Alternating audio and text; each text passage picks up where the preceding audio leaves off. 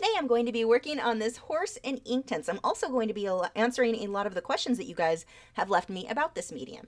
So the very first thing that you want to do is draw out your subject. Now, in this case, I'm using the Arches hot press watercolor paper in the block. This is an 11 by 14 inch. Now, if I were to do this again, I would have pre-wet this paper, let it dry back into shape so that I would get it all wet evenly. One of the problems that I had on this piece, I didn't do that. And when I started, I used so much water on my background and then didn't have the horse pre-stretched or pre-wet. So when I dried the background and then I went to work on the horse, my paper is warped like you wouldn't believe. And Arches, that's not really a huge problem in normally. So that definitely kind of tells me here, very much user error. I should have, because I used so many layers of water, kept getting it wet, so it would stretch and then shrink and then stretch and then shrink. But it did it unevenly throughout the pieces I worked. And so the first thing that I would do is get this paper completely wet. You don't want to rip the paper out of the block. Work while it's in the block if you're working on a block. Otherwise, you're going to use masking tape and tape your watercolor paper to a board. Now, I am using a hot press watercolor paper, so it is very smooth. I don't really like the cold press very much for this medium or watercolor. In general, I'm just not a huge cold press person. So you want to start out, or again, if I were to do this, I would get the paper wet, use a hair dryer, let it all dry back into place. And this is going to prevent a lot of the extreme warping that I had. And I know exactly why it happened, but it was one of those things where I'm like, I'm not going to sell this. It's inktense. So I'm just going to go ahead and work with it. Now, that brings me into the next subject that somebody has actually a couple of people asked about the light fast of this. I've not done any of the testing. I know I've been saying for years, gosh, like 4 years now, that I was going to. I bought the UV protecting glass, to a little sample piece. I got UV spray. I have everything here to do my little test to see how much that the UV protection works for preventing it from fading. I just haven't gotten to it. I have no answer. I have no excuse. I just haven't done it yet. So I definitely still need to do that. But I can tell you that the red panda I painted years ago, it's been hanging on my wall in an extremely bright room. Very bright. It's indirect light, but it is bright indirect light that this thing gets. And it has not faded one bit. I did put a UV protecting spray on it and I have it behind UV glass. So for me, I'm still not comfortable selling work done in inktense because they do have some questionable light fastness and I can't get an answer. Well, it's not that I can't get an answer. Derwent doesn't have an answer for me as to whether or not once you add water, if those light fast ratings remain. Now, most people pretty much side with it shouldn't make a difference when, the pigment's the same either way, whether water is added or not. So it should be pretty comparable to what the light fast ratings are on the pencil, but I'm just not comfortable selling the work that way, so I make prints of it. This work, it's very fast to work in. I did this horse in a single night.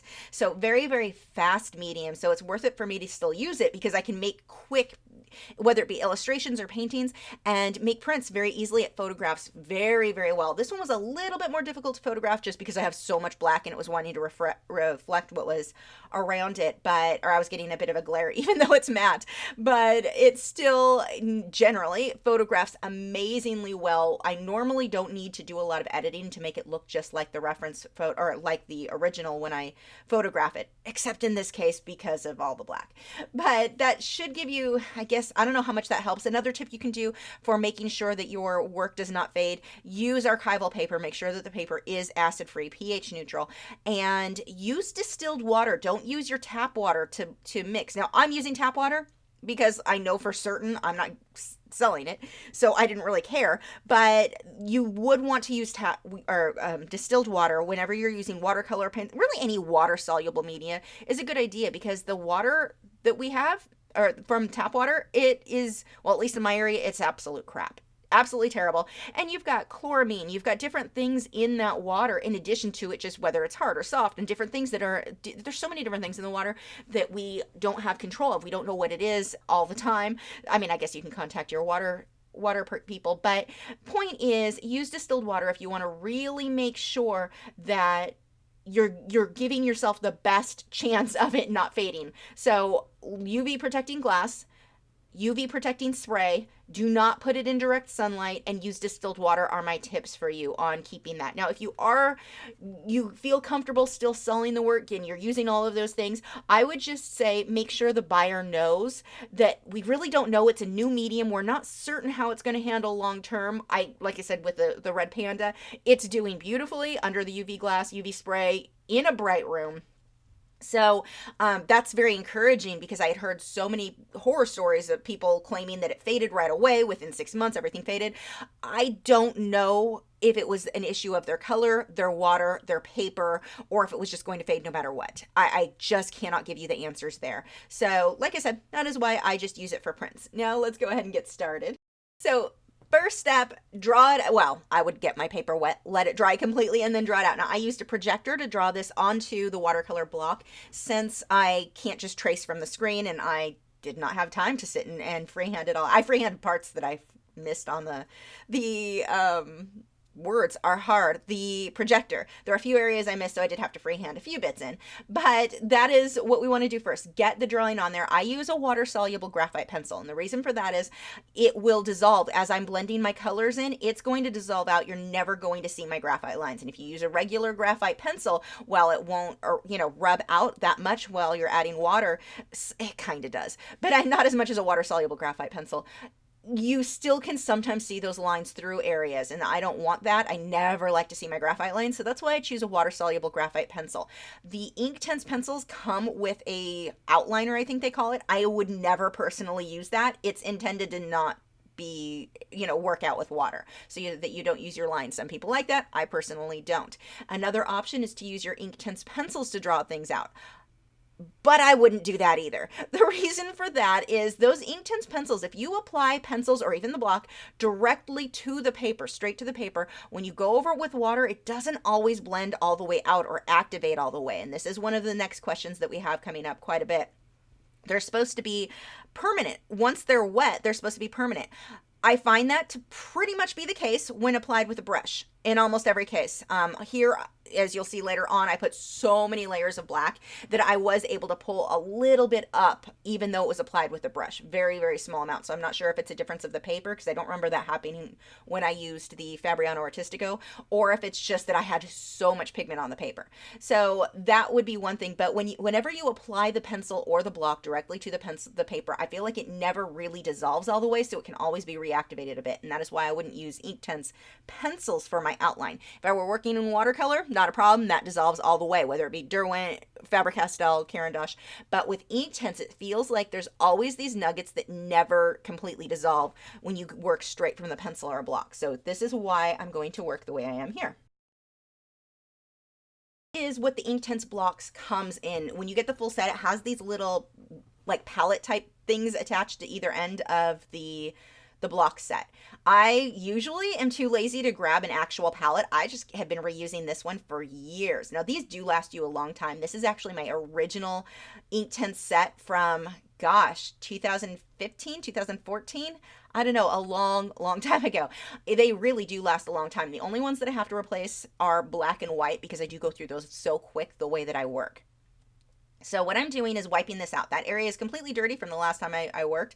Whenever you have mixed your Inktense, if it's on plastic like this, so a plastic palette, this type of built-in palette, depending on which set you have, the smaller sets do not have this built in, so you would need another palette for that.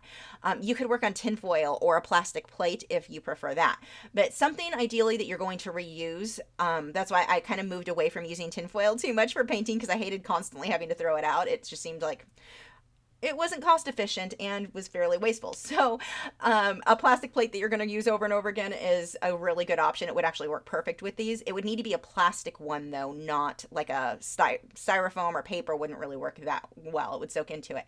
So I just wiped it out, and now I'm taking my black Inktense block. Now the blocks are a little bit hard because they're not really, they have numbers on them, but you kind of lose which one is which really quickly. So I have to test on a separate piece of paper to make sure it dries the color I want. So what I'm doing, I'm taking just straight water, and I'm working that block. I'm getting a lot of water, and I'm making this what's almost like a watercolor mixture. It's not watercolor just to be clear, it is ink. It's water-soluble ink. But I make this mixture that I can then paint directly onto my canvas. So I'm going to start by getting, or paper, I'm going to start by getting this wet just so my initial layer flows smoothly. I find if I paint straight onto the paper with the first layers of paint or ink, it tends to be more blotchy than if I work on wet paper first. So I'm going to get a smoother result here. And if it's blotchy, honestly, you're just going to be painting several layers until you smooth it out and get it the color saturation where you want. So it's not the end of the world. You don't have to do this step, but it is going to make it flow a lot smoother. And I'm just straight water onto the paper. And because I used so much water, this is what I was saying before, it would have been really a lot better before I drew the horse to get the paper wet, let it stretch, and then dry it so that it all came back into place evenly. It should give me more or less of a warped paper effect that I have in the original now. I used so much more water, I think, than I normally do, getting this much of the background done. Well, maybe not. I don't know. I should have wet that paper first for sure. I mean, all the paper before drying it. Okay, so now I'm just going to, again, there's water mixed into this and it's going to dry really light. When you add water, so let's say with the black, super, super dark. The more water I add, the more like light gray it will become. It's not going to be as black. So if I want the color to be deeper and more color saturation, then I don't want to use as much water. The problem is I'm not going to get it to flow smoothly if I don't use enough water. So that's why this is going to be done in several layers. Now, if I accidentally paint over the horse, no problem. One of the things that I really like with Inktense over watercolor pencil is that Inktense with that white, that water-soluble white, now I could use that with watercolor, but that water-soluble white pencil, or, well, I really use it with the block, when you paint that on, it dries opaque. And so there are areas here where I completely missed part of his eye. Like I painted over his eye, part of his nose. I was a little crazy here. And I lost some areas. And I was able to fix that. And you'll see it later on by coming back through with the white Inktense block. And I didn't use just the block. I'll paint it on just like I'm doing here. Trying to be careful around the edges. I would recommend you switch to a smaller brush for that. And you don't have to go with the solid black background. I'm just going pretty basic on this.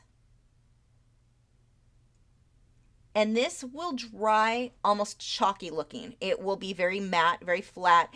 It doesn't have this high, like when it looks, I think it looks better in the photograph than it does in person because the photograph, you don't see the glare that this will pick up. But you're going to need a few layers to get this as dark as you want. Just remember, each time you dry it, it is going to lighten up a bit. If it's light coming out too light, that lets you know you need more layers.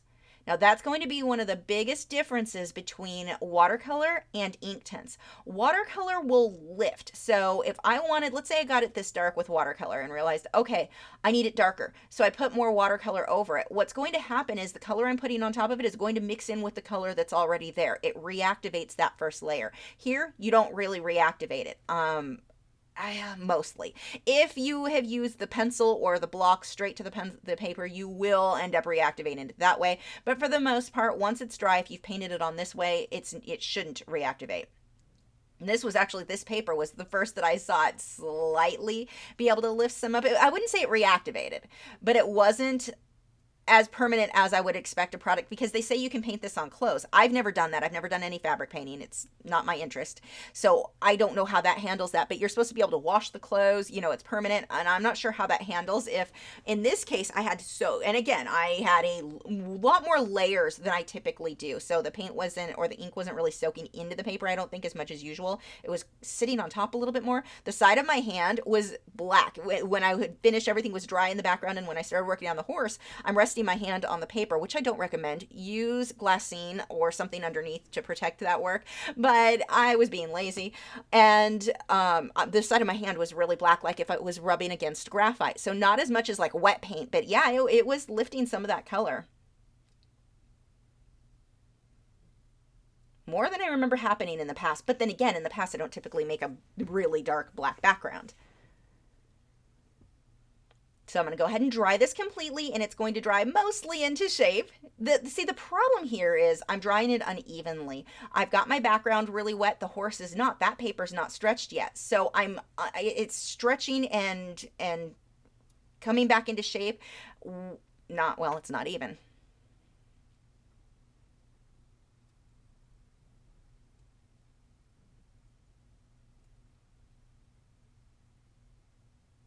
And it's funny because I've complained about my Fabriano paper warping so much, and it's warp. My complaint with that is that it warps in a way it didn't used to, but it used to really hold its shape very, very, very well. And I found that the arches, for the most part, does it. I think it was just my application this time and how uneven I was getting everything as I worked. Now look how light that is when it dries. Much, much lighter. And that's pretty much the case with most of the colors here. They become more opaque and they become a lot lighter. So I'm going to go ahead and put a couple more layers on this. I'll repeat that process. So see how now it kind of it goes on a little bit dry because I didn't re-wet the background first, but I'm not fighting against the white of the paper, so it'll go a lot more smoothly than if I just went on straight white paper without getting the paper wet. Remember, the more opaque or darker you want that color to be, use less water, but you need enough water that it does flow smoothly. I want to say I did 3 or 4 layers to get mine as dark as I did. And depending on the light, it's not going to look that finished photo. Look how dark my darks are. That completely depends on the lighting. This definitely has a bit of a chalkier look, especially under bright lights when you go this dark. I don't think with Inktense going this dark for my background would probably be my preference. The pieces that I've done, I think I like the ones where my background was a little bit lighter. I like the results that way a bit more than straight black. I think this piece would actually be wonderful for colored pencil on black paper, like the Canson Me 10s or the illustration board that I've used.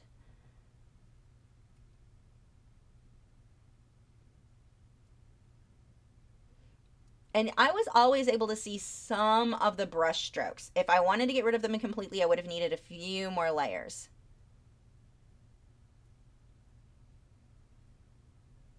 And I would recommend paint the background in one piece at a time. Don't like get this far, stop, go take a break and come back and expect that background where it's dark and light to meet seamlessly. They won't. You want to keep doing that while it's all wet.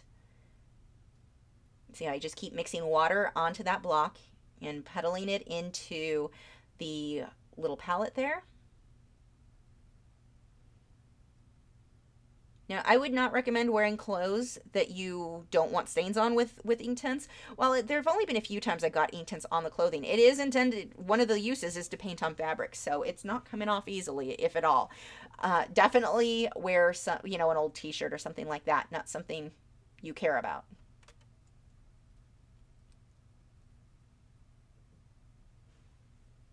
And I just keep adding water and mixing more and more of that mixture. And it'll dry a lot lighter again once the hair dryer goes onto this.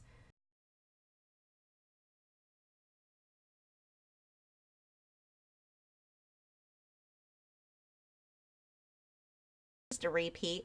You can do as many layers as you want to get your color saturation get it as dark as you really want it to be there. But even there, see how these are under really bright lights, and so that shows you the difference between the different lighting, what results that's going to look like. I think this painting would definitely look better in a darker room that doesn't have really, really bright lights. It's going to look more like what you're seeing on my finished photo.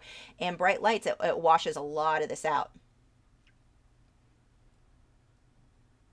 And I want to say 3 or 4 layers total. I know I did 1 layer not on camera, so add 1 more to whatever I've done here. Probably 4 layers total to get rid of as many brush strokes as possible. You can really see where the paper is warping, but when you take the hair dryer to it, it dries it back pretty much flat back into shape.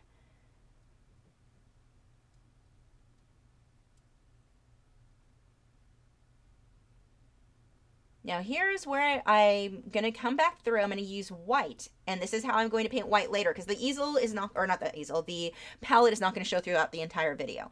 So this is just how I mix the Inktense blocks with water and use it like a watercolor pan.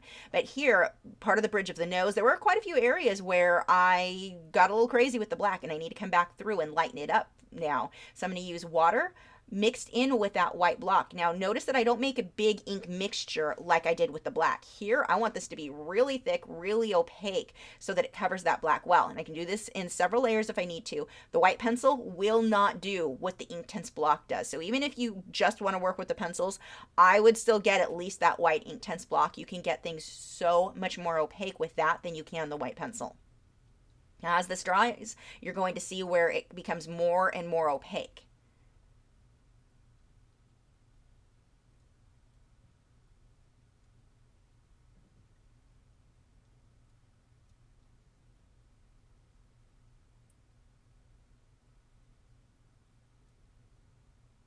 Now, this is the main way that I fix mistakes with inktense. Was a question from somebody else who said that they felt that it wasn't the easiest thing to fix mistakes on. No, this I find to be one of the easier mediums to fix mistakes in. Because of that white inktense block, I can come and correct that mistake where I got the background into the horse, and I can paint over it like normal once that dries, and I can do as many layers as I need to get it where I need it to be. Now, here's another really cool thing. Look at that. What the black ink had pretty much dried in the palette. Doesn't matter. I can reactivate that by adding water. It doesn't stain permanently or stick permanently to the plastic palette. Just adding water reactivates it just the same as had I gotten it straight from the inktense block again. Oops, grab a bit more white, which is on the other side of the camera there, just so that I can make that stick out a little bit better. Now, the next step that I'm going to do is to start painting in my details. My background is done. At that point, I took a break, came back a little bit later. Now, I'm just going to use a round brush. This is a small round brush. It's Taklon bristled. All of the brushes that I'm using in this project are Taklon bristled, whether it be, I've got a couple of filberts or wash brushes. I've got mostly rounds and, I really mostly use rounds. Some generic that kept shedding a lot. Artist Loft, Michael's generic brushes are not as good as Hobby Lobby, as I found out. My gosh, the bristles just kept falling out of that, which shouldn't happen on a Taklon bristled brush. But most of the brushes I'm using are very, very inexpensive. And just using these rounds, remember, the harder you push with the paintbrush, the thicker your line is going to be. If you want to roll thin line, you barely want to let those bristles touch the paper. I'm going to start putting in, a lot of this is just shadow. Nothing here needs to be perfect. I'm just going to start blocking things in. I can fix things, clean things up when I come back through with the pencils later on. Just adding water to that mixture again. Now, I don't care if every line on here is exact. Close is good enough. I'm not going for hyperrealism. Photorealism is enough for me. And in case you're wondering, the main difference, the easiest thing I think to understand the difference between photorealism and hyperrealism, you can't tell the difference between the painting and a photograph. It looks like an HD photograph. So if you can tell obviously this looks like a realistic horse, but you can tell it's a painting, that would be photorealism. Photorealism, the term comes from using a photograph. You're working from a photo, which gives you're able to see more detail, get things more accurate than somebody who is trying to work from memory or working from, a life, I guess. And I'm just going to slowly go through and paint. Now, one of the things, if you like painting horses, if you want to make your work look even better, do not remove the halter. Keep that on, whether it be a simple halter, just a halter, or the full, she's got here, he's got here. I don't know if this is a boy or a girl horse, but if you can include more detail, it's going to hide more mistakes. If you remove this, you may think, oh, it'll be so much easier because I'm just working on the horse's head. No, I find those ones to be a lot harder to make look good than ones where I've left everything on. All of the detail here, there's so much detail. It hides and draws attention away from, maybe I didn't get the face blended perfectly smooth. Maybe I should have added extra detail here or removed some here. It pulls attention. It gives you, I'm trying to think of how to word this better. This is what I talk about a lot as far as don't avoid something because it looks like it's going to be hard. It may be more time consuming for sure. If something you look at it and go, oh my gosh, too many details, it's going to be too much. Like I want to paint a fish, but a lionfish has way too many details. A lionfish is way easier to make look good than a simple looking fish that just needs smooth blending. The lionfish is going to look like it makes it look like you're more skilled than you are because there's so much busyness to draw attention away from any mistakes that there might be.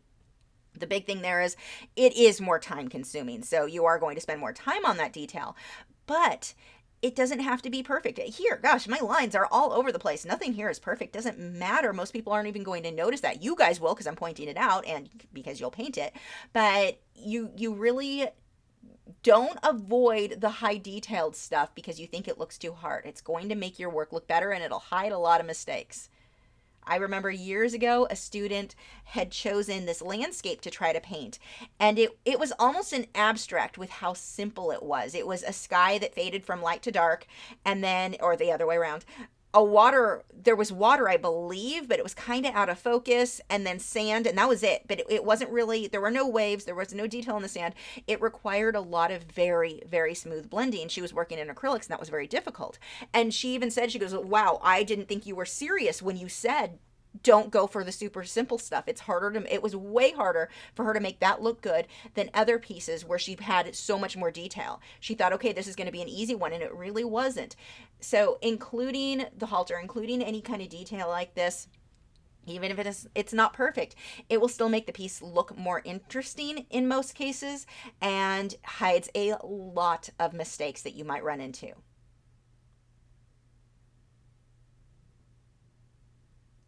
And I've always personally preferred the look of that extra detail when I've done horse portraits.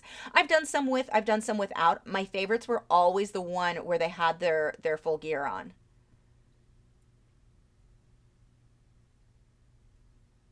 Of course, that won't work if you're working on something where they're, in the wild, and there are definitely times where that doesn't fit in, but it's not something that I try to remove if given the option. I've occasionally had people contact me for portraits and they wanted me to remove it. And I'm like, trust me, you don't want me to. It'll look better with. Now, with Inktense, this is going to be a big difference. I would not line everything black first with watercolor like I'm doing here. If I was going to use black with watercolor, I'm going to put it in most likely last. With watercolor, I will pretty much always try to work from light to dark. With Inktense, I can work back and forth because of the white Inktense pencil, being able to fix things. And then what I'll do is essentially glaze to tint my color. So if I was doing this with watercolor pencils or watercolor, I would get my base layer, that real light brown with the horse, and start building up to my dark slowly. The black would be one of the last things to go in because I don't want black to bleed in and smudge into the lighter areas where I may not want them. But with this guy, you'll see this later where I'm able to glaze over it and the black stays put.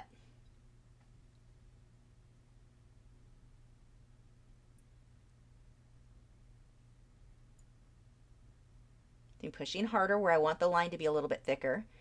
And this is another thing. I will correct some of the things that I've got drawn in here are not correct. I'm going to correct them later on with the pencils. And even then, they're not going to be perfect. They don't need to be. It's so busy, most people aren't even going to notice. If it was simple, and let's say I had one rope around his neck or something like that, random, and I don't know why you would do that or have that, but anyway, let's pretend there was just like one thing on there. That one thing would need to be much more accurate to look good. Here, this is so busy, it does not have to be accurate at all. Close is good enough. I mean, you want to go for as close as you can get it, but don't stress yourself out about thinking everything has to be perfect. It absolutely does not.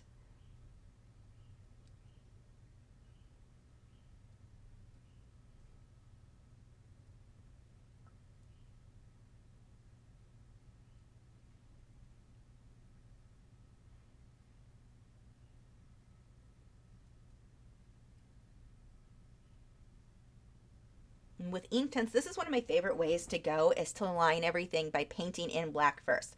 Using a black pencil, I would not recommend. If you are working just with Inktense pencils, make an ink mixture. I did this on the dolphin video. I'll put a link to that in the description, where I only used Inktense pencils, no blocks. And you can use them where you're painting like this. But with that, what I do is take a piece of sanded paper, those like blocks that you get with your pencil kits, not with Inktense, but with other pencil kits with shading tools and such. Take the Inktense pencil, scribble it back and forth, and you could just use cheap sandpaper. You don't have to use the blocks. If you've got like a rough sandpaper, maybe a 200 grit or larger would work, but rub that on there and then add water to the block and use that ink mixture to paint with your brushes.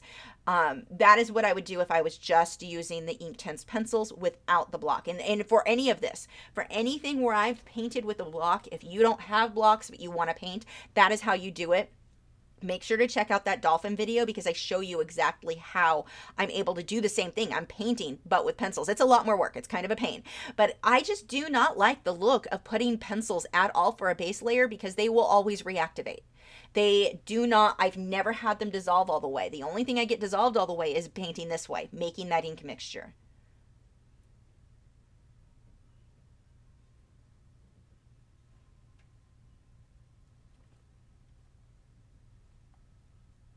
And I'm just going to go around the entire halter here and do the same thing, going through with the black. And then I'm going to do the same thing when I get to the eyes and the details around the face. I'm just slowly going back around all of this with this round brush. For smaller areas, you can switch to a liner brush if you're more comfortable. That's the only time I switch to a brush that is a synthetic hog haired versus a Taklon bristle brush, is when I'm using my liners, just because those are the liners that I buy. But a Taklon bristle liner would work as well. And I've got to thin it out with a decent amount of water so that it flows nice and smooth. And remember, you can fix anything. None of this has to be perfect. So don't stress yourself out about any of this.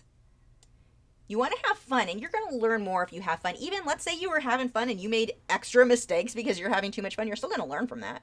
You're going to learn more from that than being too stressed, too worked up over everything. So don't let yourself freak out about every little thing being exact. Make sure you start with a solid foundation. You're drawing, get that exact. But as you're painting, if something ends up a little off here, a little off there, keep going. Don't give up. Have a bit of a meltdown. I've seen students that get super, super stressed about that. Don't do that. Figure out how to fix it. Figure out how to finish it, though. The times I would start over in, like, let's say you're working on this horse and you knew your base drawing was accurate. I would start over if my base drawing was not accurate. If I realized, wow, this is really far off. But other than that, unless I rip the paper, I'm going to finish it. Even then, half the time I'll finish it, depending on how bad the rip is. Unless it's a commission or a sale, then I need my paper not to be ripped. But for something like this, I can still learn from it. Although it'd be pretty hard to rip a paper in a watercolor block. Point is, finish it. And I make it to where it almost just looks like a stamp. I'm getting some of those really deep shadows. Now this one does have way more extreme shadows on here. But even when I go over and glaze it, which part of which I am missing the video on, I'll explain what I did for the first glaze. There were swear words involved when I realized what I'd done there. But anyway, when I explain, I'll show you what I'm talking about with that. It will tone down some of the black. You're still going to see it through it, but I'll come back through with my pencils and darken all of that up. Remember, this is just your base layer. Does not need to be perfect.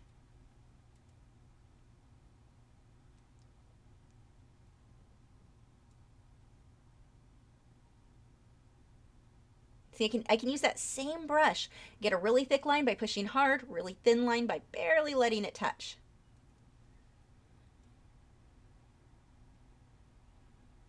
Now with him, I made his mane a little bit longer than what it is on the reference photo. I didn't like the flow of the mane. It looked like it had been kind of that, what do you call it? I don't know, super short trimmed and then was growing out. And so it was kind of laying funny. So I went ahead and made that a little bit longer on this guy.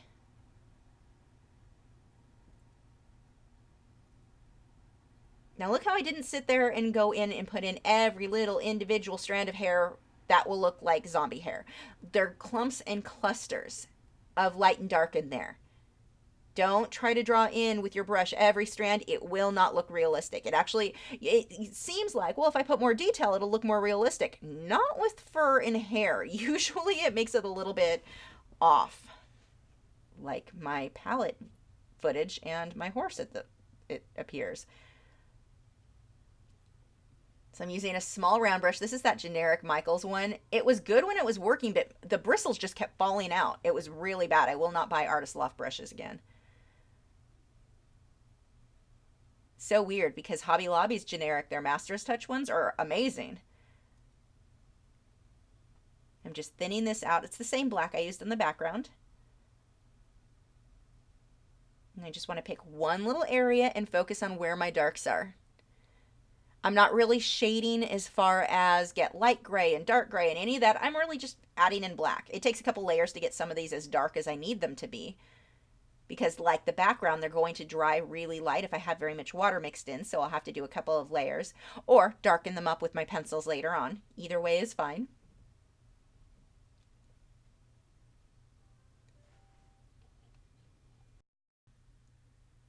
I'm just going to move this brush in the general direction of the fur on the ears here.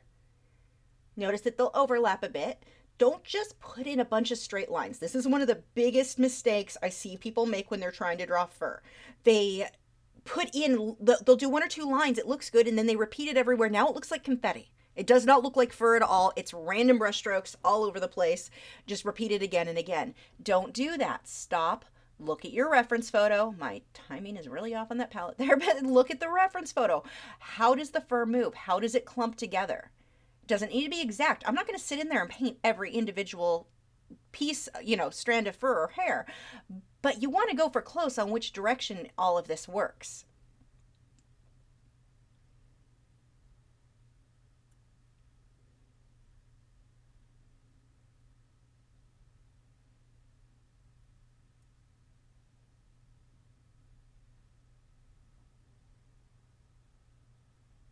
And one of the things that you can do is kind of back up, squint at your reference photo.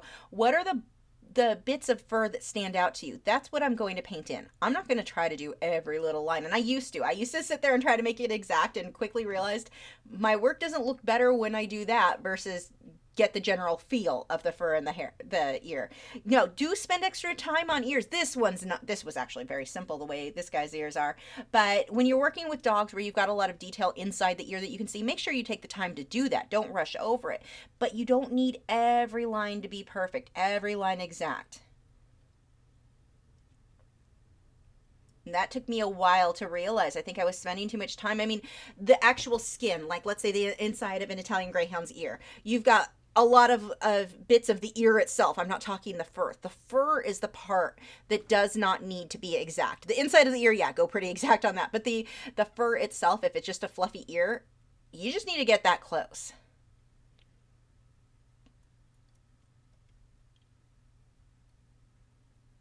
Now the next thing, these guys do not have long fur. Well, this guy doesn't.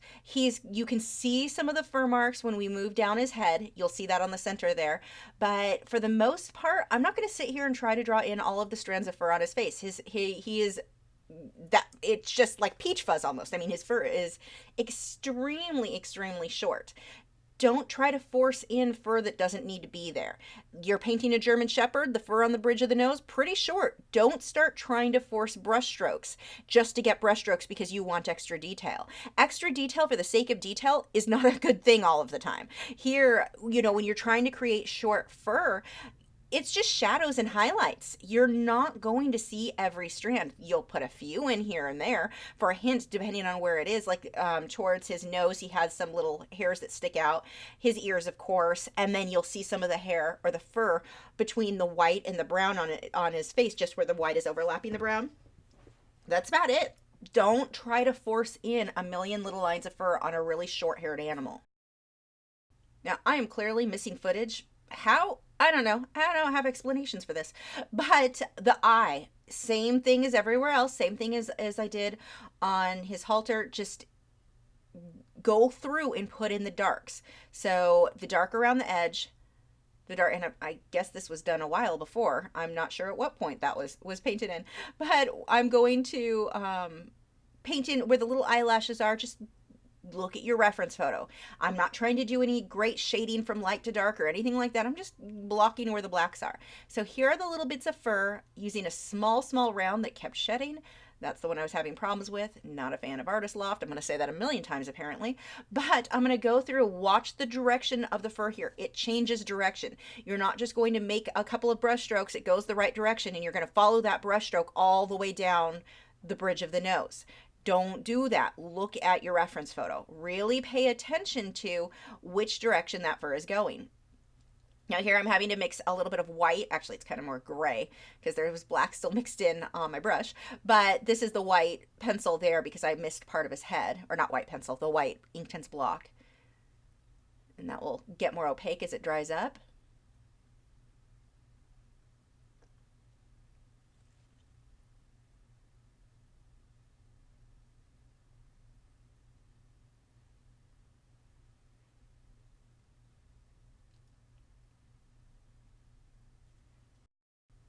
See here, again, the fur is switching directions and it starts curving up. Keep looking at that reference photo. And I am just barely touching the brush to the paper. Now, with Inktense, the Inktense pencils will not get me anywhere near as tiny detail as I can get with a block and painting it on like this. The difference is pretty huge. Now, the pencils do have a place. Like, I wouldn't really want to work with one and not the other. I definitely feel like they go hand in hand. Can it be done with just the blocks or just the pencils? Yes. Do I want to work that way? Oh, no, not at all. They both have really good uses. And for the pencils, while it's not tiny, tiny detail, it's just the little mid-range, I guess, detail that goes on top of all of this later on, which you'll see. But this little detail I'm getting here, there is no way I can get that with my pencils. You can sharpen them to a fairly fine point, but if you add any pressure to them, the fine point breaks. And it's very different because I find watercolor pencils, and every brand that I've used, watercolor pencils I can get fine detail with that I just can't get the inktense to do. It's like the inktense comes out too thick with the pencil for detail like this.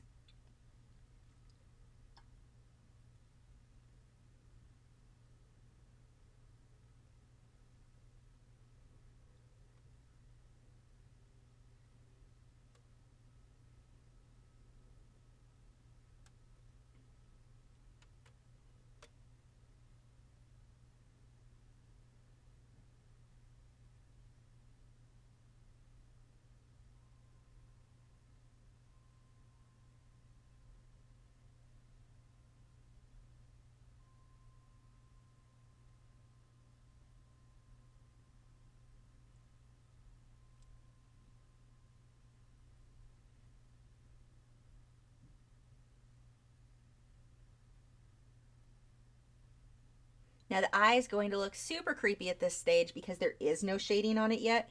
Typically when you paint an eye, you're going to want the upper section of the iris to be darker because it's under the shadow of the eyelid, and then lighter towards the bottom. We'll get there, but right now, not the same. I'm also not going to do the highlight exactly like it is in the photo. If you zoom in on this reference photo, which comes from Pixabay, by the way, but I'll have it linked in the post here. But that reference photo, if you really zoom in on the eye, you can see the people taking the photograph. You can see all kinds of stuff in the background, which is not what I wanted included in this one. The other thing you want to keep in mind, that photograph is extremely heavily edited.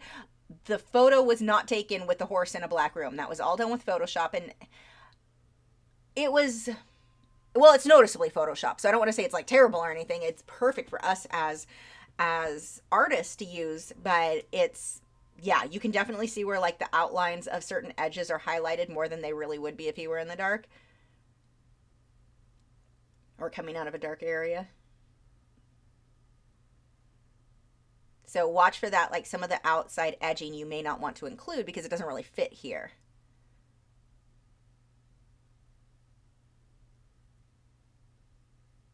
See, just little hints of the fur. I'm not putting this everywhere, and that is a big deal. You want to put a few in, but don't go through trying to do these little brush strokes every single place all over the entire face. Now he looks like a weird wire-haired horse. It's not attractive. We don't want that.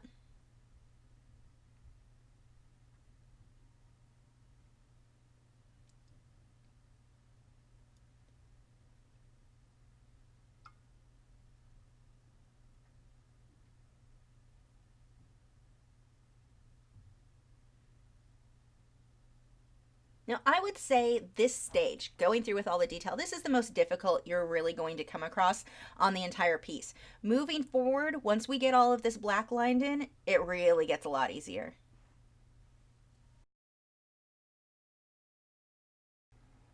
So I'm going to speed this up a bit, and I'm just going to repeat this process, going through, giving hints of fur areas.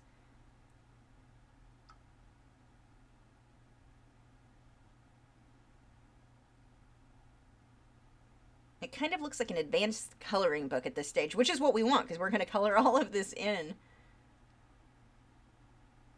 And if you end up too dark, too light, none of that really matters at this point. We're going to fix a lot of stuff and start cleaning things up later. Just keep looking at that reference photo.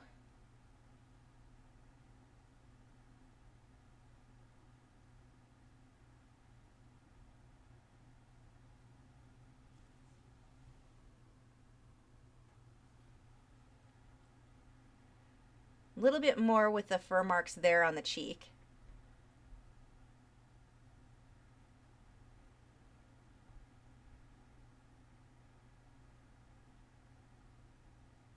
Just pick one little area and really look at that reference photo.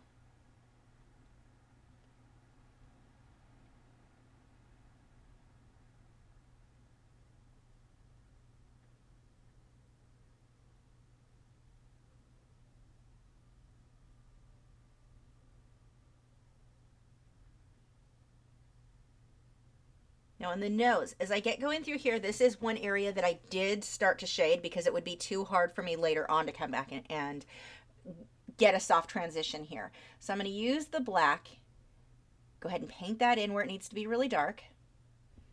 But then I want it to fade to gray. Now there's no just light gray. You're going to mix gray by adding more water to that same black. So I'm going to take a clean brush with just water and I'm going to smudge that black down.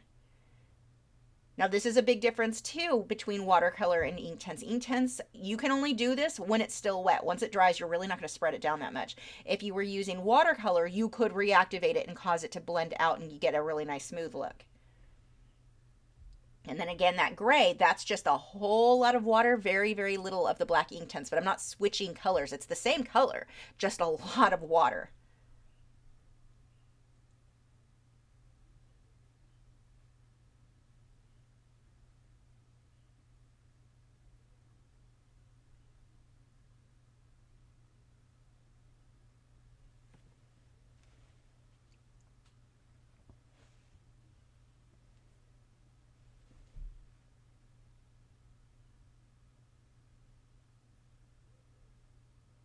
And I'm not mixing gray by adding white either. I'm not mixing gray at all. It's just thinned out black.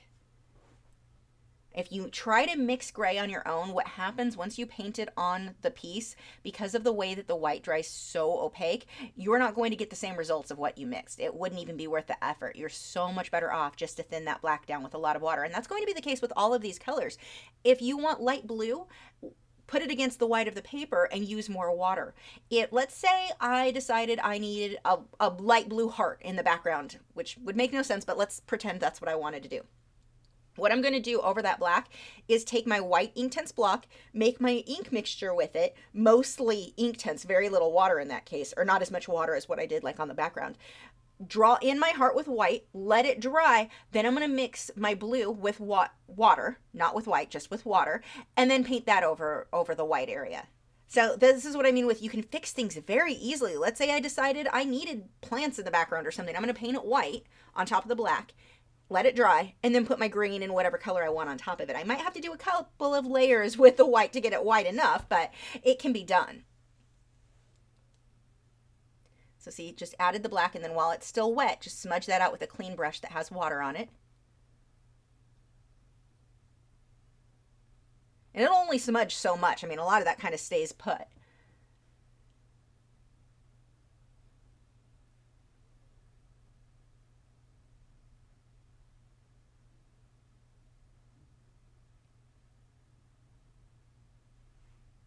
You know, I have people ask a lot why I am not, or if I do, provide line drawings.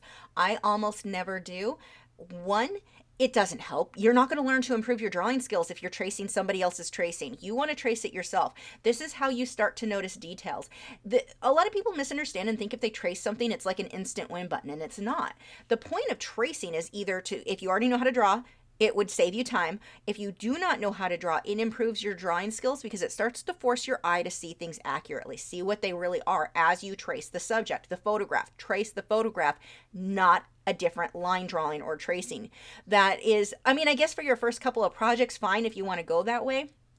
But I never did. Like with my students, I always had them trace the photograph. This is how you learn to improve your drawing, and your painting is going to be better because of it. I mean, here, I was missing several lines. If I don't know how to freehand, if I've not improved my drawing skills to the point where I can recognize those things, I'm now going to be kind of screwed because I don't know how to draw. I don't know how to fix what I'm missing. So or if I mess something up and paint over an area and need to readjust it like I did with the background, with the black, you don't want to forever depend on that those tracings are such crutches. Again, fine, tracing, you know, I guess, what are they? Training wheels when you're first starting, but don't stick with that for very long. Start tracing your own reference photo fairly quickly. My goal is for you guys to learn to draw better, learn to improve, well, to improve. And I've been tempted here and there just because people ask for it to do those line drawings, it doesn't help you. And I know if anything, it's hurting you to get you dependent on that. So I definitely want to encourage you, trace from the photo. If you need to trace, trace from the photo. And there's nothing wrong with tracing, but trace from the photo. That's how you start to notice things. Plus, a lot of programs, a lot of people ask what programs they can use to do that with. And you can use computer programs to get the lines. It's not going to be very accurate. The computer is deciding what line is on the inside versus the outside, or whatever, depending on the lights and the darks. They're not as accurate as you just tracing your reference photo yourself.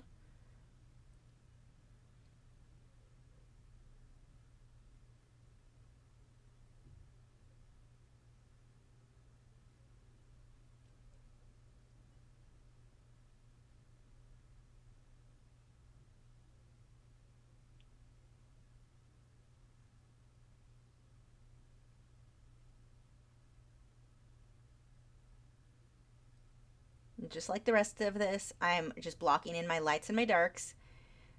I did a little bit of shading with the gray, but the majority of this will just be with that black.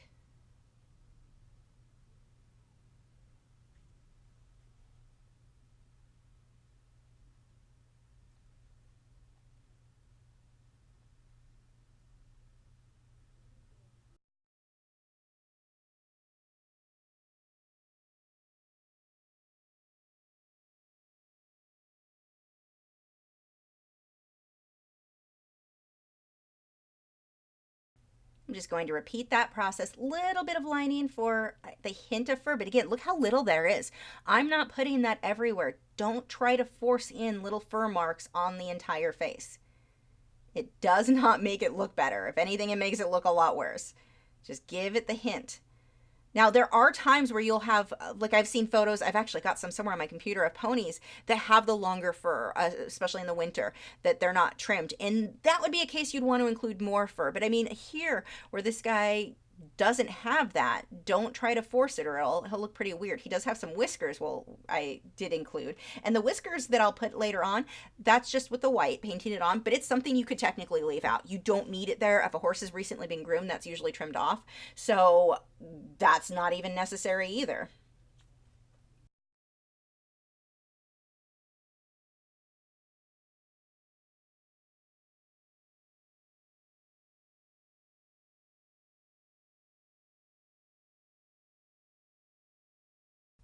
Now we are getting into the part of the neck where you can still see some of his body that's kind of right here under his chin. So that's why I made that fade when I did the background so that I wasn't fighting a harsh line.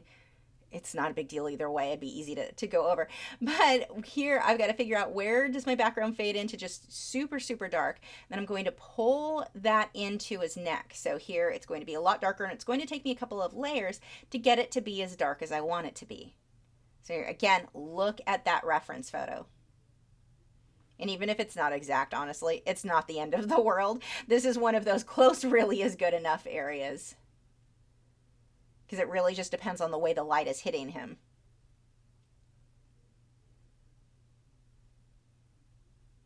I'll have to switch to a larger brush. This one's a bit small to cover that much area. Another question I often get is, how do you know what lines you want when you're outlining things? You know, that comes with time. Some artists will put so much detail that to me, I would get lost in that amount of detail. Whereas another artist feels my detail is too much. You know, it really is up to you what amount of lining things out you find to be helpful. Maybe it's just the general outline and where the eye and nose goes, and everything else you'll just freehand as you paint. You've got to figure out what works best for you. This is definitely not a one size fits all. And the way that you're going to figure that out is to practice, to try different things. Draw one with a ton of detail and see if that's helpful to you. If you found that it was kind of annoying, you kept losing your place, try less detail next time. This is all stuff that comes with experience. And it's not like a math formula where you have a definite right and wrong answer. It's going to vary from artist to artist what works best for you. So if you're seeing the way one artist paints something or draws something out, and you do that and it's not really working for you, don't feel like you're doing it wrong. That's not necessarily the case. You may work out better not having as many lines or having more lines drawn out, or whatever the case may be. You've got to figure all of this out through experience.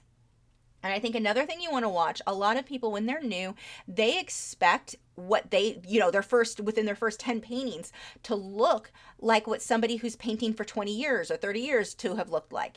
It doesn't work that way. This comes with experience, and it doesn't mean that you're not good if your work isn't amazing the first few times out, but don't let it frustrate you. You will get there. You absolutely, anything you practice, you're going to improve on.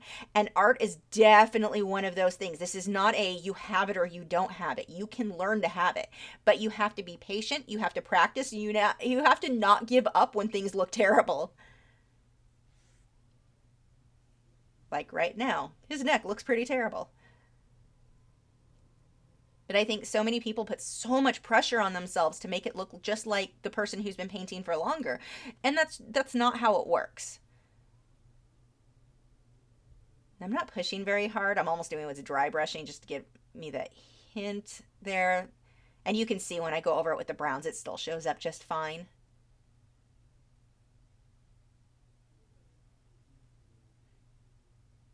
Now, when I start painting in the color on the horse, the thing that I'm missing, because I don't know, I don't have an explanation for many things that I screwed up on this one, but what I did, same thing, I'm mixing the black that I showed you earlier, where I'm mixing it in the little palette area, and I'm going to use this yellowish brown color. I don't know what the number is. It's been that's been worked off over the years, but it's kind of a light brownish yellow.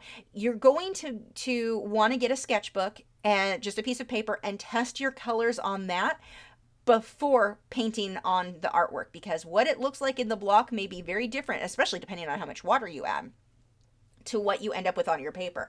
So with Inktense, it's definitely one of those that I do recommend having a sketch pad to just double check with those, make little test color swatches to see if that's going to look how you want it to. And for him, I used two main colors for his fur, the brown portions. I used that yellowy brown color. It's kind of almost a peach, not peach, peach wouldn't be the right word, kind of a cream color.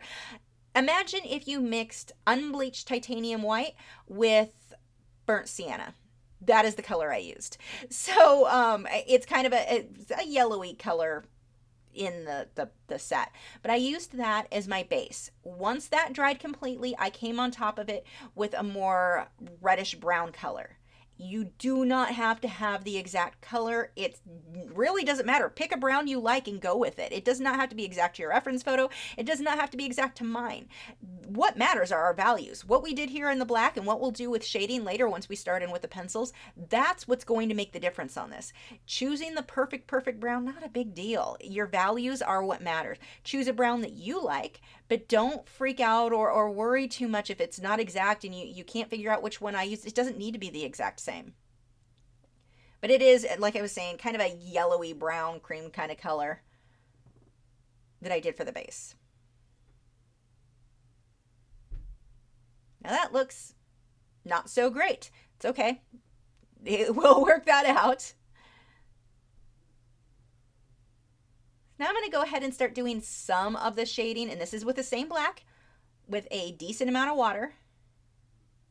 Start getting that in on his face there before I start with the browns. And this is an oval wash brush, so it's more of a watercolor type brush, a little bit softer than I typically go with. It'll absorb more water. I believe that one is a Master's Touch one as well, so the generic Hobby Lobby.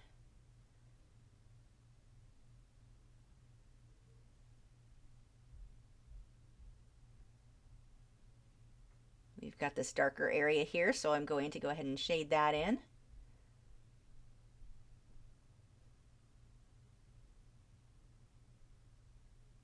And I apologize if you can hear a TV right now. My neighbors are loud. Only a few more months and I'll be in a house where I don't share walls with people.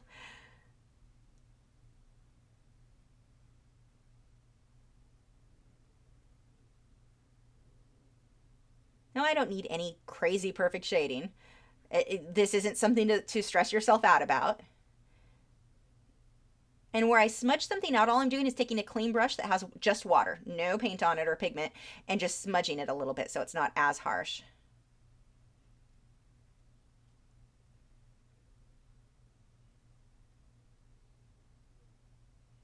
And we're going to just smudge that down too.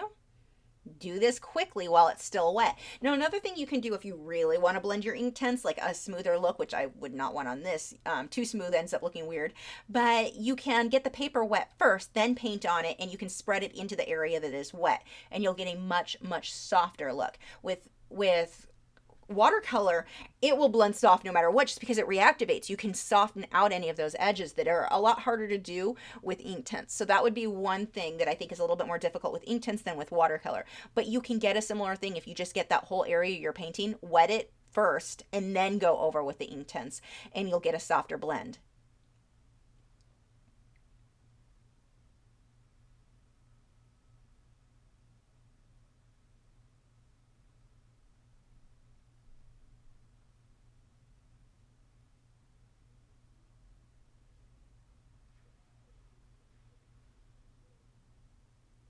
Where I want it lighter, just even more water. Same color, same black.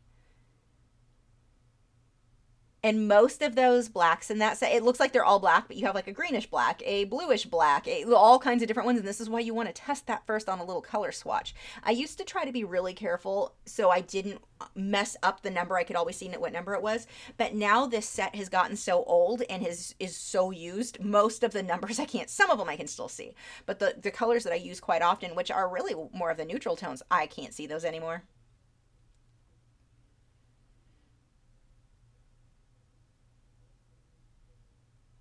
We've got the deeper shadow there. And if it's a little harsh, it's okay. When I go over it with the color, it's going to soften a lot of this out. And if I go too dark, it's no big deal. I'm going to come back through with the highlights with my white pencil, which is one of my favorites. The white pencil, I don't like it as much if I'm going to blend on top of it with water. It kind of makes it just super translucent. It doesn't stand out as much as the white Inktense block would. But for just highlights where you're not blending with water, oh, it's beautiful.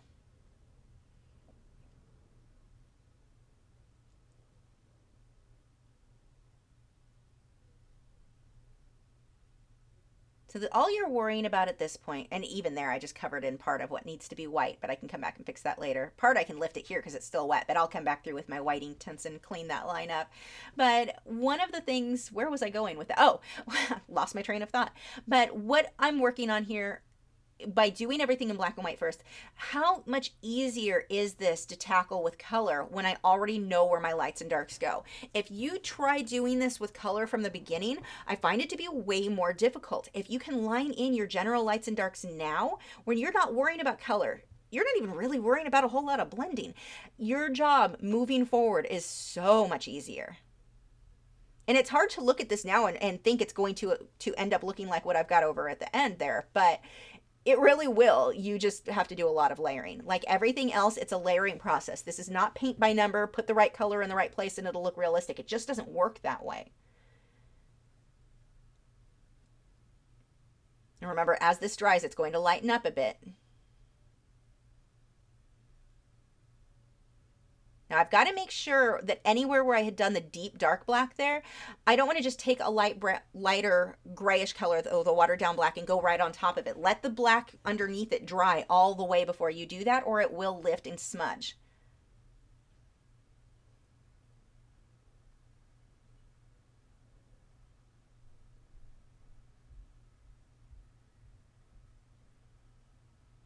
And one thing I may go back and do, I did this all in one night, so my eyes definitely started getting blurry, but I may go back through and pull, and this is what I would recommend you guys do.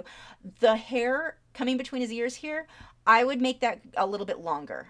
I kept it kind of short, kind of like what the reference photo had, similar anyway, but because I lengthened his mane off to the side, it would make more sense to make that longer. And I think it would not, like right now, the way that his halter goes across his forehead, it's chopping that white off in a weird way that I don't really like. And I think I'm going to pull the black of his mane coming between his ears just a bit further down. I think it's going to give me a better balance. Now, this was the part that I was talking about that I missed somewhere along the line, the footage here. But what I did is I took that tan color, that sand type color, mixed it with a lot of water, very, very thin, and I wiped it over everything, the black, and you can see where it's kind of messy going over where the black of the neck was, and the face. I added that into the color, the iris of the eye, and then let it dry completely. Once that dried, and I watered it out down a lot. You can still see my black through it, but now my black has kind of a greenish color because I was putting tan on top. But once that dried, now I can come on top with this reddish brown color, like a raw sienna. And I'm just going to start washing that, and I'm using that oval wash brush here. And then just a clean, kind of stiffer brush that I'm smudging it around with. It has a bit of water on it. Actually, that has a lot of water on it there. If it doesn't look good, that's because you're not done yet. Don't get frustrated and think you've messed anything up. I'm going to smudge that out. But see how if it gets on the black a little bit, not the end of the world. We can fix that later with our pencils. If I go a little too dark, I just take a clean brush, like that was a little too red. I just took a clean brush that had water on it and lifted it. But that only works while it's still wet. Once it dries, it's not coming off very much. It shouldn't come off at all, but I was lifting a little bit of black on the areas I had super thick on the background.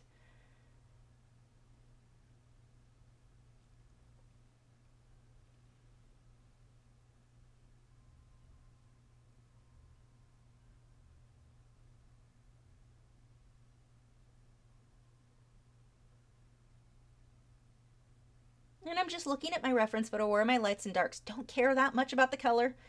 Like I've said before, get your values in there. That's what's going to make your work look good. Having the perfect color doesn't matter. If your values are incorrect, it'll look flat.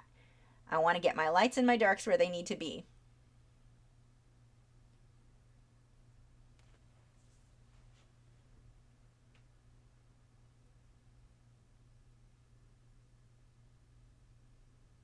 So there's that wet clean brush. I'm just going to smudge that in. But see, it doesn't lift the brown, that tan color that I put down first. That stays in place because it's dry. If this was watercolor, that would lift. Another question that we had was if it matters which order you layer. Now, it doesn't matter if you layer pencils or, well, kind of. I mean, you technically can layer one over the other. There's no difference as far as like one's water based and one's oil based. It's all the same. So you're able to put the pencil on top of the block, on top of the pencil. You know, you can go back and forth, no problem there. I like to layer the dark in first. Well, at least the dark lines, the initial lines, then my base layers. But see how my base layers they're on the light side. I can much easier go back through and darken things up than lighten them back up. So besides that initial with the black, the outlines and all of that, then I like to go from light to dark as much as possible. But if I go too dark, it's not a big deal. I showed you how we use the white inktense block to lighten things back up.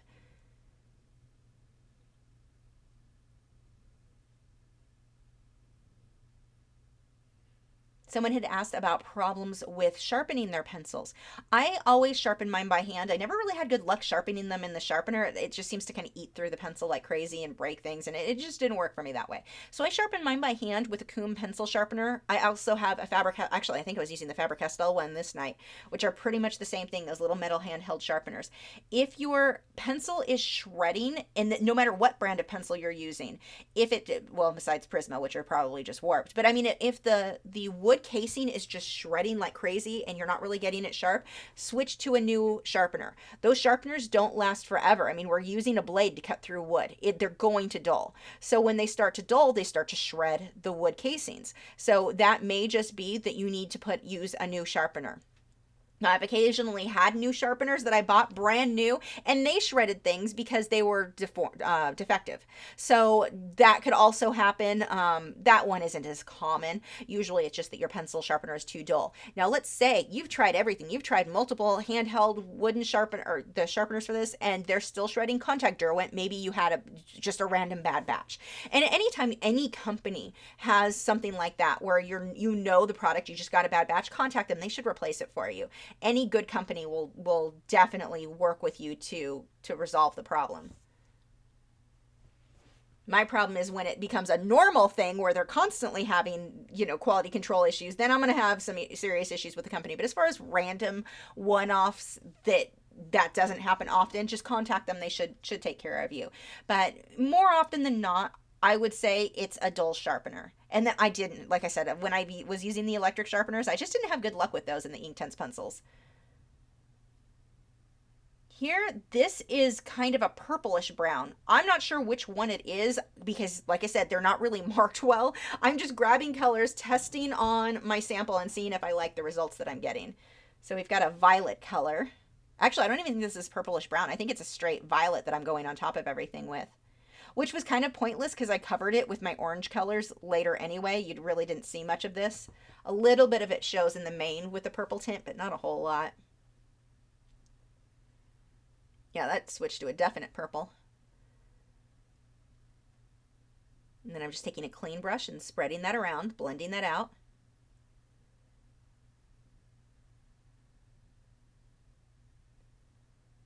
See, I just keep building, and I need to let the previous layers dry before I build on top of that. I don't want to lift it, but I just keep building my shadows.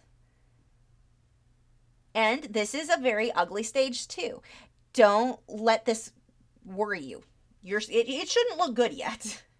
You go through stages like when you were finished with the black, then it should look pretty good. Once you start in with the color, those first few layers of color with the Inktense blocks, not going to be cute.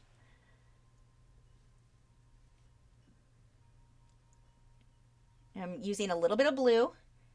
Just gonna tint this leather here. Bridle is the word I'm looking for this. I keep saying halter. This is not a halter. This is a bridle. But either way, bridles, halters, I like to include any of that. I just love how that looks on horse paintings.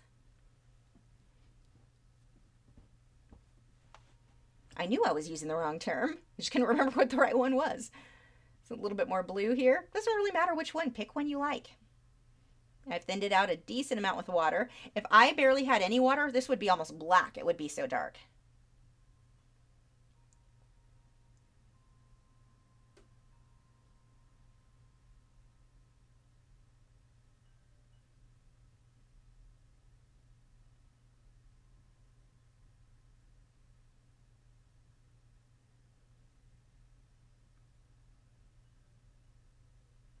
Now the rhinestones on that bridle along the top there, they're not perfect at all. Circle shaped, not exact, and then the way that I'm going to shade them later on, they're not perfectly defined. They're really tiny. I just need the hint of something that looks shiny up there. And so don't spend 2 days trying to make those perfect. They don't need to be.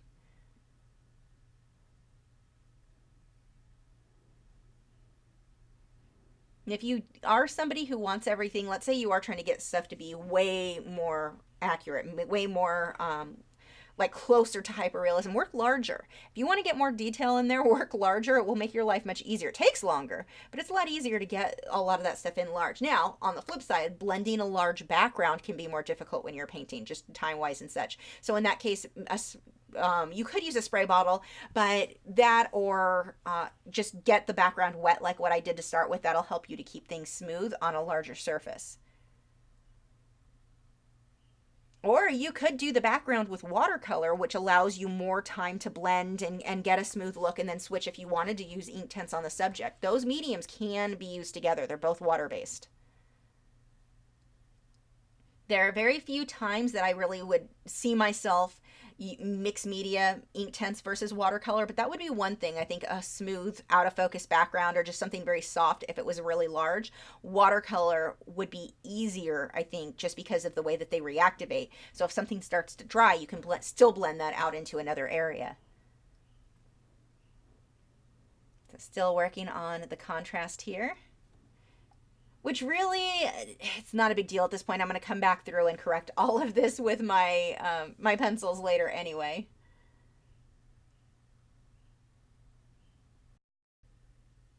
Just cleaning that up, darkening up areas where my line wasn't super crisp. Now, when you want to make one smooth, straight line or straightish line, try to do that in one brush stroke. Don't do a whole bunch of little brush strokes or you make that area look fluffy. I don't want his bridle to look fluffy, so one stroke as much as possible when I'm trying to get those smooth edges.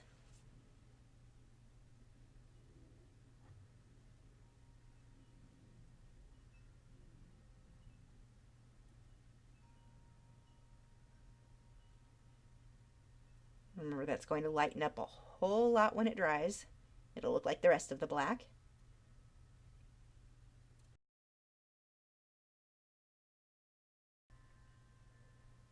pulling more of that magenta color.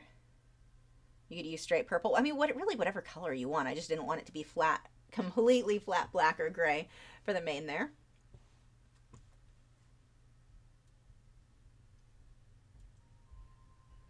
Now see how everything right now is very dull. I don't have good, even though it started out with good contrast when you were comparing the black to the white, the contrast isn't that good. The black with Inktense with the block, when you paint it on like this, is never going to be as dark as what I can get when I do it this way, then go on top with the black Inktense pencil or whatever, you know, a burgundy Inktense pencil, whatever. I can get things to be so much darker, so much more contrast that way than just painting straight on the paper. This is a great base. This is going to keep it from looking grainy and gritty. If you were to apply the Inktense, like you think it'll save time for the background, I'll just take the Inktense, I can't talk, the black and go all over the background and I'll just blend it out with water like I would with a watercolor pencil. It'll look grainy and gritty. Great if you're trying to get a stone background look, but if you're not, that's going to have a grainy, gritty look.